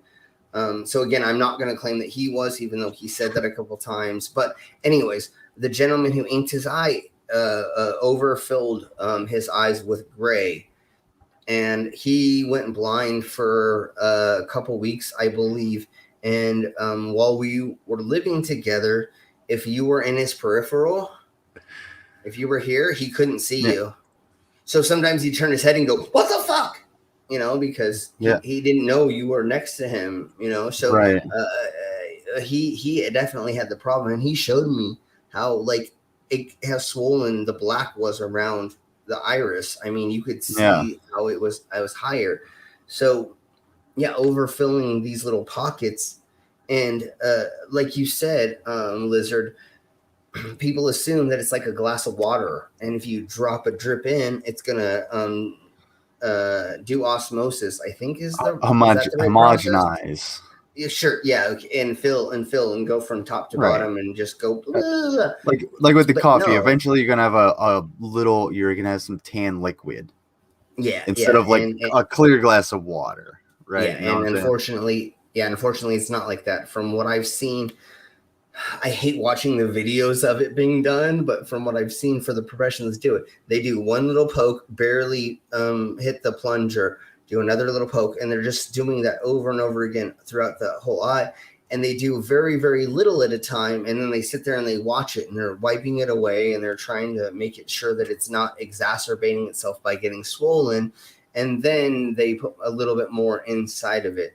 So it's a very slow, long process, or you may want to have it done 3 times in a row. You might want to have a tiny bit. I was just saying, get a light coat. It's just like, it'd be the same as painting your house. Put the primer on. Put the first coat, put your second coat, and then seal it if you need to, if that's what you're doing. Exactly. So that's how you should end. Your artist should want it to be that way as well. If you go into a tattoo artist even, and they're like, "I want to do your whole back in one session," That's probably not going to happen, honey. You're probably going to get the outline done if it's your whole back. And then, so it's going to be multiple sessions. Same thing with other body modifications. Even my tongue splitting, I have had it done twice. I've had my tongue split twice because it wants to heal. So you have to go back in to get it done multiple times. You're not going to just go in one time. You have to remember that these things are a process. It takes a while. You have to heal afterwards. It's just like putting in a butt plug. Don't go too big, too hard, too fast. Otherwise, you know what I'm saying? Like, you got to work sit your way down up, too honey. fast. Yeah, exactly. You got to work your way up to that size, honey. Yeah. Otherwise, you'll end up in the hospital, and then you may need surgery, so you can never do that again. So, yeah, start small and go bigger. Yeah. Okay, now that I said it like that, let's watch a little bit more of this video. Told her that she was at risk of losing her eyes permanently, And and that the too. internal swelling of her eye hadn't gone down. She went on social media and posted this. So next Thursday, if this doesn't work, my cornea is way too thin and at high risk of rupturing. If it does rupture before, during, or afterwards, I lose my eye.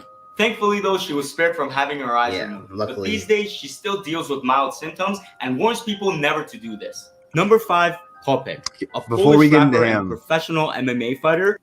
Yeah. I want to say, can we address the audio and the fact that he puts his microphone behind him when he's speaking to the camera, but he records his scripts into the microphone, the same one, the Blue Yeti that's behind him in his close-ups. Yeah, I don't even get it. That's weird. That is one of the worst choices I've ever seen. Like, why wouldn't you have it just in front of you? Like, it's behind. It's a microphone. It's behind you. He put it behind him, and that's the one that's working too.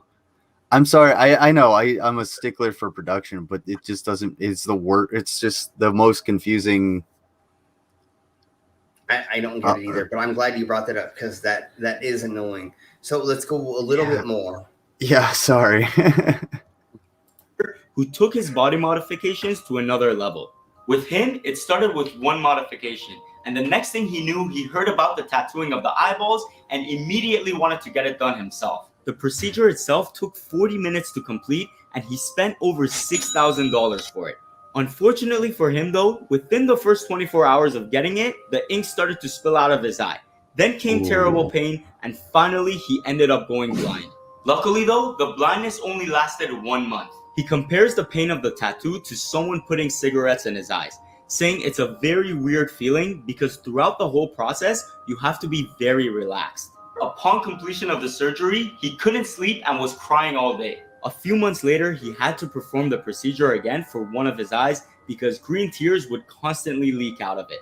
They did one shot and the problem was solved. These days, Popek has to wear glasses because his eyesight has diminished by 30%.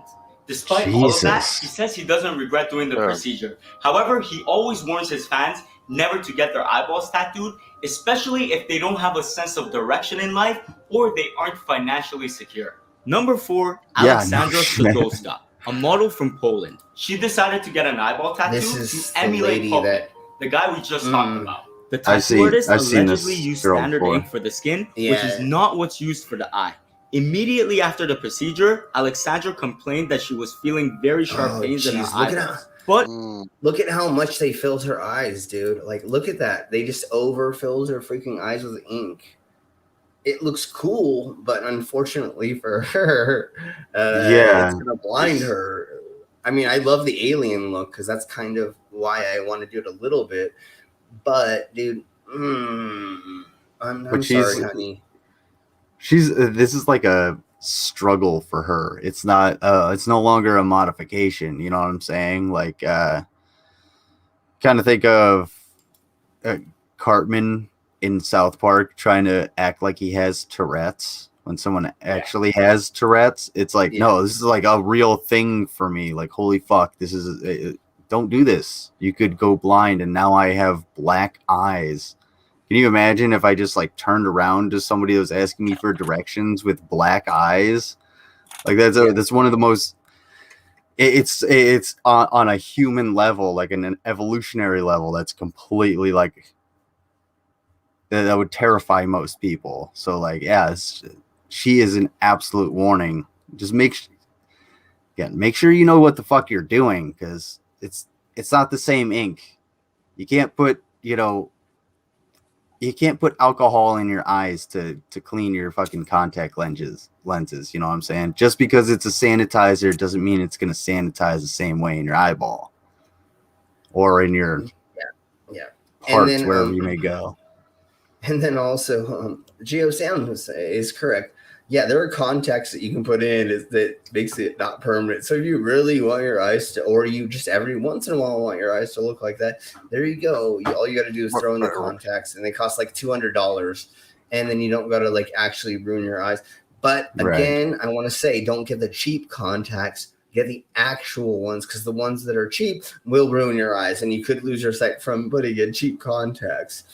But it's expensive. Again, yeah, that's what all these things are. Everything is expensive. If you want to go the cheap level of all this stuff, well, you're gonna end up hurting yourself. So just go with more. Or if you don't want to spend the money, don't fucking do it, dude. I've spent so much fucking money on my body, and I went to all these professional people. All of my stuff are done professionally, and I made sure that I trusted the person. The other thing is the person trusted me who's doing it. I didn't just walk into a random shop that the person didn't know who I was, and I didn't just let them modify me. I got a professional relationship with these people before they would tattoo my eyelids, tattoo my lower knuckles, hand poke my lower knuckles, tattoo between my toes, tattoo my forehead, tattoo inside my ears. Although Enigma didn't want to tattoo inside my ears, and I made him do it. But it was still, it was my homie doing it. He was like bitching at me the whole time. He's fucking scratching in the freaking things, even though he's not a scratcher. God. But I mean, we were in my bathroom at the time, and I made him tattoo the inside of my ears because I was like, oh my God, I just need it done. I was just like, we have to get it done. So yeah, I've had some nights like that. Not in the we have to get this thing done, and we're almost out of beers. Kind of mode. So really quick before we get a little bit further through this, and I need to grab another beer.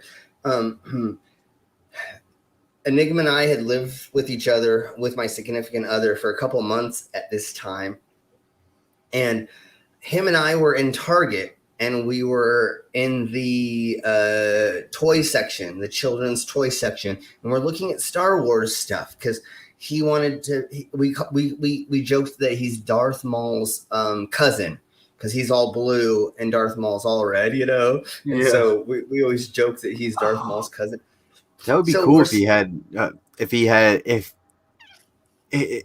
him or someone similar did that fucking modification, like the blue Darth Maul, or even better, have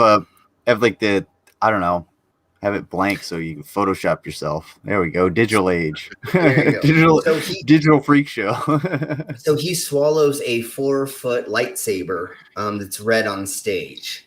So that's why we joke about him being the other Darth Maul or being the doppelganger of Darth Maul, because he does that, which I've actually seen explode in his throat. And luckily it only exploded at the top, and he pulled it out and it didn't shatter. Never mind. We'll talk about that in another show. Holy shit. While we were in Target, which was right next to our house that we lived in, the condo we lived in at the time, him and I are walking through the toy section and looking at stuff, and he just elbows me and he goes, "So what color are we tattooing your balls?" He's like, mine are blue. He's like, "So what color are we doing yours?" He's like, we're gonna go tattoo your balls tonight.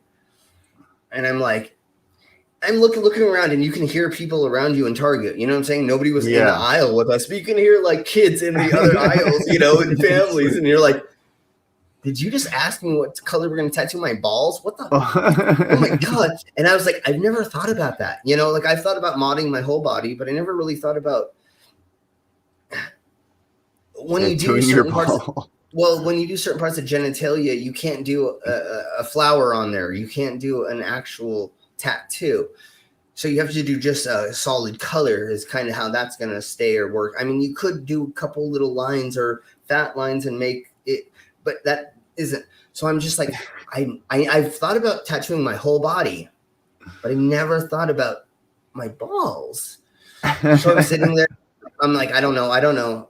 So we go home, and every night for 2 months, he's like, hey, so what color are we doing? And he has that as machine, he's like, because he's tattooing himself constantly and has people over every once in a blue moon he's tattooing.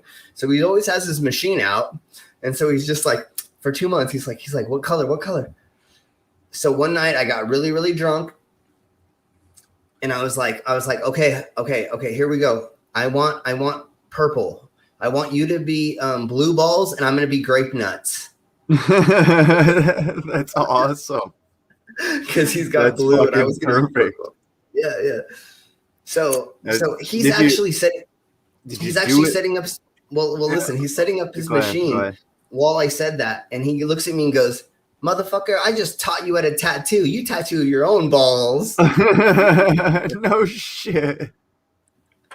So after 2 months of getting myself ready, because I thought he was actually gonna do, like, I didn't think I was getting away with it. You know what I'm saying? Like my boss, Yeah. he's my boss.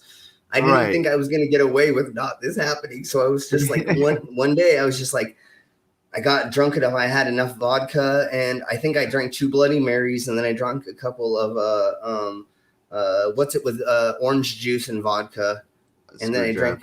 Yeah, screwdriver, and I drank like 2 beers, and I'm like, I'm golden. I'm good for my balls to get tattooed. Because the whole time he's talking about, we're gonna have to take a tennis ball, and we're gonna have to wrap your balls around the tennis ball, and I'm gonna have to tattoo over the tennis ball to get the stretching. Yeah, exactly. So The problem is if you have ever had a ball sack, you immediately think that, well, obviously he's gonna have to do the reverse as well. Yeah. So I'm gonna be laying on my stomach for that one. It's like, you want the good news or the bad news first? Yeah. So just letting everybody know, my balls are still not tattooed. So that never ended up happening, even though I thought we were gonna have to do it. And then right Even though before you we had the get back, you know what? But like, we don't even need to talk anymore about this crap because we pretty much, we already know how horrible it is to get those done. Getting your eyeballs tattooed, please don't do it unless you go to a professional. So before I show the Blues Clues thingy-mabobber, Enigma and I were sitting down to watch The Labyrinth one day. And this was kind of our thing. It was right before I went to go pick up Jamie, my ex. We would have kind of movie night, or we'd watch a movie or watch a TV program, and he'd usually tattoo himself over in the corner while he wasn't on tour. So I heard him over here getting himself ready. I heard him tuning up the machine and getting the, everything ready and getting out the ink and everything. I wasn't paying attention at all because he does this so often. So I'm talking about The Labyrinth, and it gets to a certain part to where I'm like, hey, buddy. And I look over, and he's squatting over a mirror, and he's tattooing his taint blue. Oh my god! You're like, hey man, what is it? Bon Jovi's about to show up, and he just like, I'm a little busy, bro. Yeah. Can just imagine. Now, did he do like was he doing it? Was he doing it with the grain? You know what I'm saying? I hope so. All I knew is he did playing pong. It was the going with the grain, because I could see this motion. It was this motion that was going on. It was like yeah. So bring it forth. I got you.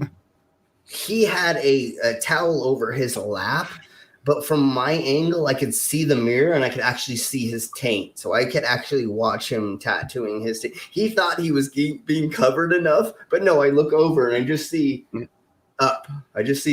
And I'm like, okay, so the thing about the labyrinth, I'm like, I didn't want to see that part of you. I like honestly didn't, bro. But like, okay, I guess I got to see you tattoo that. And so for the next half hour before I went and picked up my ex, he was doing that. So I'm sitting there just like every time I hear bzzz, I just can see this image. I'm watching the lab and I just see this image of the mirror and his face and I can't not get it out of my head. I'm just like, oh God, this is, but you know, when you tattoo yourself, you've got to tattoo yourself, you know? So I guess so. You gotta get all the good spots.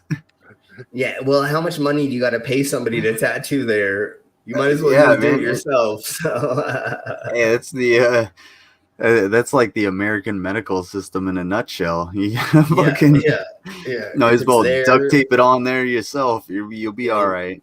Yeah, everybody knows how to tie a splint, right? Yeah. Luckily for me, I have people that are very willing to tattoo around my genitalia and my genitalia. I just won't do it yet. And my butt cheeks are claimed. My right under my butt cheeks are claimed, and then my upper back legs are claimed. So for me, I luckily have people that want to be around certain parts of my body and want to tattoo them. Not because they just want to touch me, because that's most of the only open skin I have, and they claim the open skin. So I only have a small amount of open skin, and they're like, I claim it. I claim that. I claim that. I claim that. So do you have a square inch I could claim? Yeah, I have a square inch. I have a couple square inches that people can still claim. Dope. I'm gonna draw something. I'm gonna make it super detailed, and I'm gonna have whoever doesn't be like, hey, you know what to do. And I'll probably just be a little black square. You can be like, oh yeah, that's the lamp there, and it's a picture of his room. There's a lamp, and then the bed, and you can see it, and it's everybody just look at you like you're a fucking weirdo for once in your life. I have lots of random tattoos. My favorite random tattoo is I have a square. My homie took the Judgment of God, I think is the name of the painting. I could be wrong, but there's a lady sitting down at a table, and she has the weight scale, and she has like money in one side and like God's something in the other side, and I don't remember how the balancing is going. But behind her is a painting of the judgment of God to the non-believers. So what he did is he took this painting and he put it into 24 sections, and he tattooed each section on somebody. So I actually have tattooed on me the judgment that God is putting on the non-believers on my leg. So there's just this like weird looking like watercolor painting on my upper leg that makes no sense at all until I explain it to you. Yeah, it's so wonderful. And then what he did is he took a photo of each one of our tattoos and he put it together and made the whole painting. So he has the whole painting together, which he tattooed. And luckily for me, he knew who I was, so he said, I bet you want the part of the judgment of God on the non-believers to get tattooed on you, because it's the lady and the weight scale. And he's like, no, Slim's gonna get the freaking judgment of God to the non-believers, because it's like blasphemous kind of to have that on him. So what I think would be cool, but before I say that, I just want to say, Profish, is that your drawing? Did you draw that? In the background, No, that's a drawing of me, but it's not a drawing that I did. Yeah. That's like, I know I'm all like military and straight and whatever, but like that's the punk I always wanted to be. Yeah. Although like reality hit me and I was just like, I gotta figure out something to do. So I chose the opposite of that. But like when I think of like punk and punk rock, I saw that, I was like, that's fucking really, really cool. That's a really not only a cool drawing, but that would be if I saw you on the street, like, whoa, that guy is really gonna punch me in the face, maybe. But fuck yeah, dude, I really like it. I'll have it nosed and see if I can find the original photo anywhere. Oh, that'd be dope. As another side note, I didn't realize that your flag was from Mars Attacks. That fucking love that movie. It's so great. Yep. Such a great movie. I'm not part of the Illuminati. Yeah, and that's what's so funny is people that are ignorant or that are like conspiracy theorists, they think that flag is an Illuminati flag. No, it's for Mars attacks. Yeah, that's exactly why I do it. Yeah, exactly. Yeah. When you said like not Illuminati, I was like, oh, that's kind of a joke. But then you put in the Discord with the flag in, what is it, the president at that point? Yeah. And I was just like, oh, I get it. I was like, I need to go watch Mars Attacks. That's awesome. I love that movie so much. Oh, dude, it's He's such making the international sign of the donut. Yeah. I love the fact that like even now watching it, I don't even think of it. I just think of it as like a really good movie. I don't watch it for what I know it is, which is just like a spoof of the old like kind of Ed Wood movies, which is just like, fuck that. I just want to watch Mars Attacks because it's so great. It's just so dumb too. And the CGI at the time was amazing. Yeah. Of course. I love all the characters in that movie for sure. All right, so let's get around to everybody saying goodbyes, and then we will watch some Blue's Clues, and then all my outro crap that I have that we probably should do from now on. So, Pearl, do you want to say anything before we bounce out of here? Thank you for having me on. It's been a good show. Enjoyed being here, and happy Pride Month to everyone. Yes, cheers. Thank you for being here and for all your input. And I'm sure that Pip Parrot is gonna invite you tomorrow, and then on Sunday we'll have you for game night if you would like. So cool. I should be about. Awesome, sweet. We love having you on. So thank you very much. All right, security, what you got going on? Probably here real soon. I'm gonna test out. Spore on StreamYard. I don't think I'm gonna have anybody on simply because I just want to play it for a little bit, and then I'm only gonna be on for like an hour. So everybody is welcome in the chat, of course. We can always talk there in the chat, but I don't think I'm gonna have any guests on. One, because not only would me personally just get completely fucking sidetracked, considering how many times I've sidetracked this podcast, or stream or whatever, but still, I'll be there for a little bit, and then if anybody wants to subscribe to my channel, youtube.com, I think it's actually just search Security Monitor Lizard. You'll find me. I'm the only one that looks like this. Yeah, okay. I'm definitely find his channel for sure. And if you like Slim, I do a decent amount, like kind of on Slim's area, like Flat Earth, a little bit more political. I'm a little more aggressive, I guess I could say. How would you? Let me get this. How would you describe me to your audience? So what I really like about your channel and your streams is you go over the production side of things that most content creators don't go over, like how the camera is shot, how the actors are acting. And then one thing I love about yours as well is you go over product placement, advertisements, PSAs, and other things along those lines. That is a very, very fun, jovial. So that's what Pearlfish was. So let me see that. We'll go like that. Put that up. So there we go, dude. There we go. Yeah.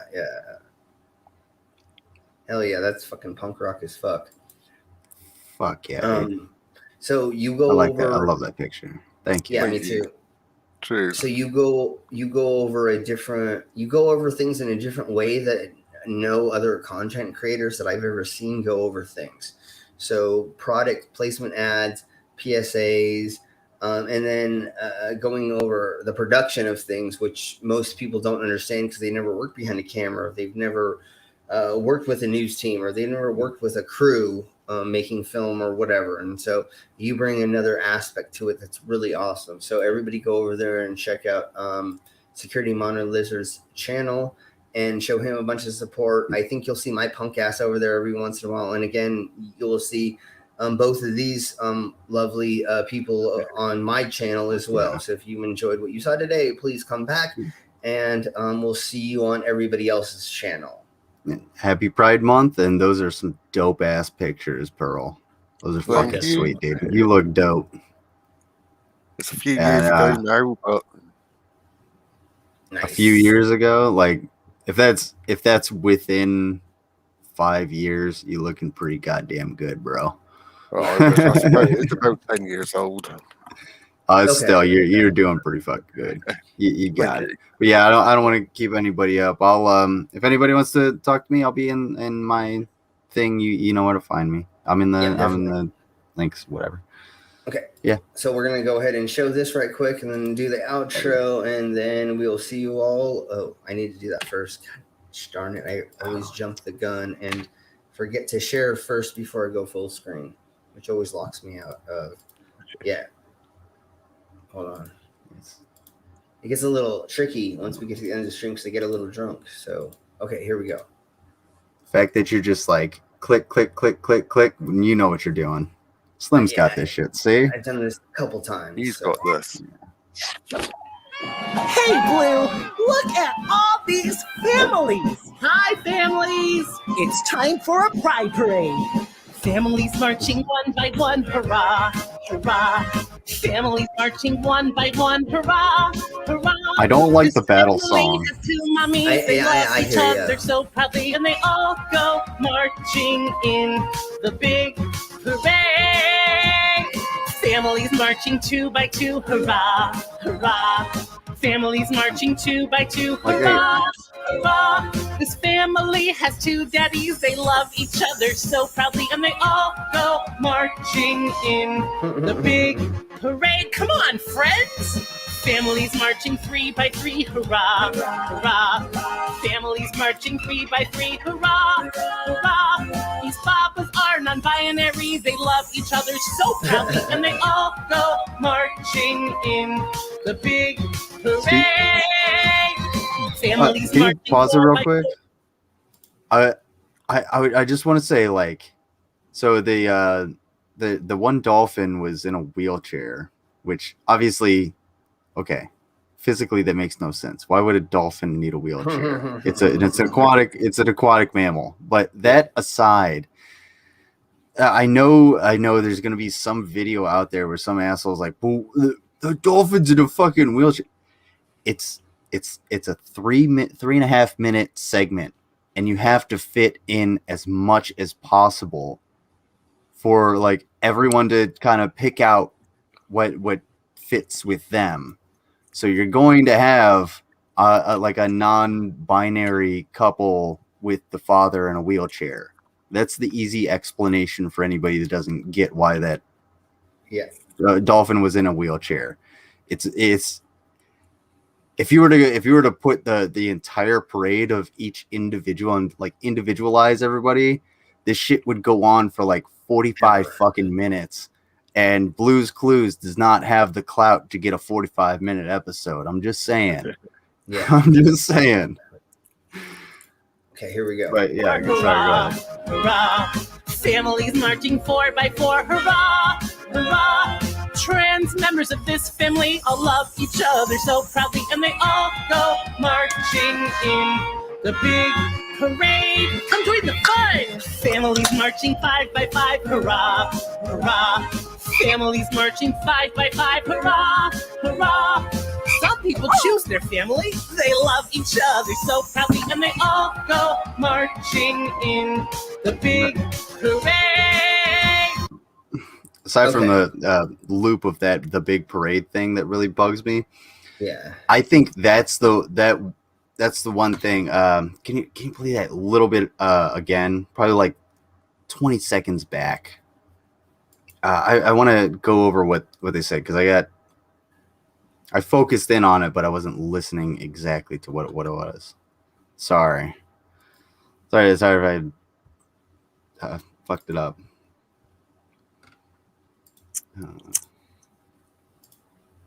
Okay, give me a second. Because I had already closed it because I was ready to. No worries. Yeah, I opened it back up. I got it. Got you. Go marching in the big parade. Hold on, go to the Marching 6 by 6. to the 5x5. Okay. Families marching 6 by 6. Hurrah! Big parade. Proudly and they all by 5. Hurrah! 5. Families marching 5 by 5. Okay, Hurrah! there we go. Hurrah! Families marching 5 by 5. Hurrah! Hurrah! Some people choose their family. There we go. That's what it was. And they all Some people do choose their families. Just because you were born somewhere does not mean that is your family. Hence and you know what? Oh, for fuck's sake, if conservatives weren't so wrapped around the axle of their own bullshit, they would understand how many people they have rejected from their family, which is essentially like the conservative side, if you want to go that big.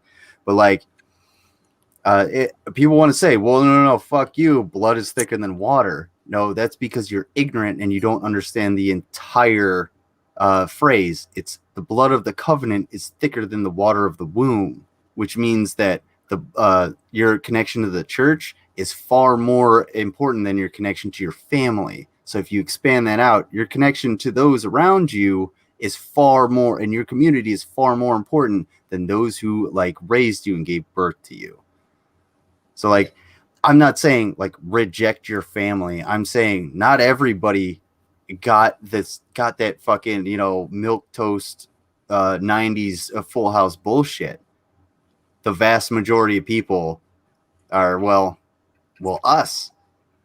Shit, like I have my problems with my family. I'm not going to get into them here because it's my own personal shit, but still, there are other people like you guys that I choose as my family to be in my friend group, that I surround myself with. And, I would rather have you guys than some stuck up PragerU dipshits that are going to fucking tell me I'm wrong at the first chance that I'm actually fucking right about something. You know what I'm saying? Yeah. So, yeah, I feel like that's something a lot of, especially like the farther right, like the Dennis Prager, not the Will Witt, PragerU conservatives would think of. They're like, well, no, this is like your family is your who you spend Super Bowl Sunday with. It's like, well, fucking, I hate the Super Bowl. It's stupid. It's long and boring. And I hate being around these assholes that just talk about Trump all the fucking time. Yeah. Maybe I want to be online and be like around people who I actually feel familiar with. You know what I'm saying? Exactly. So you can choose your own family. You don't have to be stuck with the ones that you were born with or given, or even your in-laws or whatever per se. I mean, if they're going to be negative to you and cause you mental strife and harm, then find other people. There's communities who want you to be around them. I mean, that's what we've kind of built here, and then on Discord, and then different communities, and the debunking and all the other ones as well. So if you don't feel like you fit in somewhere, well, keep finding places until you feel like you fit in. Like there is a community somewhere, way, shape, or form. There are people that are open. But not the flat Earth community. Besides that, please don't go there. Yeah. All of the kitty diddlers and the sex traffickers and the flat earthers can get onto a disc and fly into the fucking sun. How about that? Yeah. There we go. The fuck away for sure. Like, and that's kind of what you were saying is, or basically what you were saying. Like, you don't, you may not have your family as your blood or whatever. And that's what that entire segment is about. That 3 minutes is about, is like, hey, you're accepted. It doesn't matter who you are. Hey, we have a family of one that's just a gay person. And then we have a family of two that's some lesbians. And then we have a family of three that's one of them's transgender. And it's just like, you just build on that. You build your family with people that you want to be with. But like, there's always that caveat of family will fuck you over. Yeah. 100%. It's going to happen. And it doesn't matter who it is. Like, out of the three of us, somebody is going to at least get fucked over at some point. You know what I'm saying? And it may just be like, hey, slighted Slim on a fucking a stream or something like that. But you know what? He'll forgive me because we're family like that. And he'll probably do the same to me. He'll be like, "Yeah, I'm gonna flake out because he fucked me on that one, and then we'll be even." But don't do that to me because we're like we're co-producing a little bit. Although I did fall asleep on you last night, but that's okay. I made sure that you were all set up and all good, and then I did fall asleep halfway through. But that's okay. Hey, it's all good. The stream's still there. Don't worry. If you say it, And hey, by the way, side note for anybody that's listening. If you go to my streams and you say, "Hey, I have to leave," I will give you a timestamp on when you left. I'll be like, "Hey, you're at the 2 hour and 35-minute mark, so that's where you need to pick up." Yes. Right. Okay, so let's get out of here. Let's have our outro, and then we'll see you all in the next video. Later. Bye.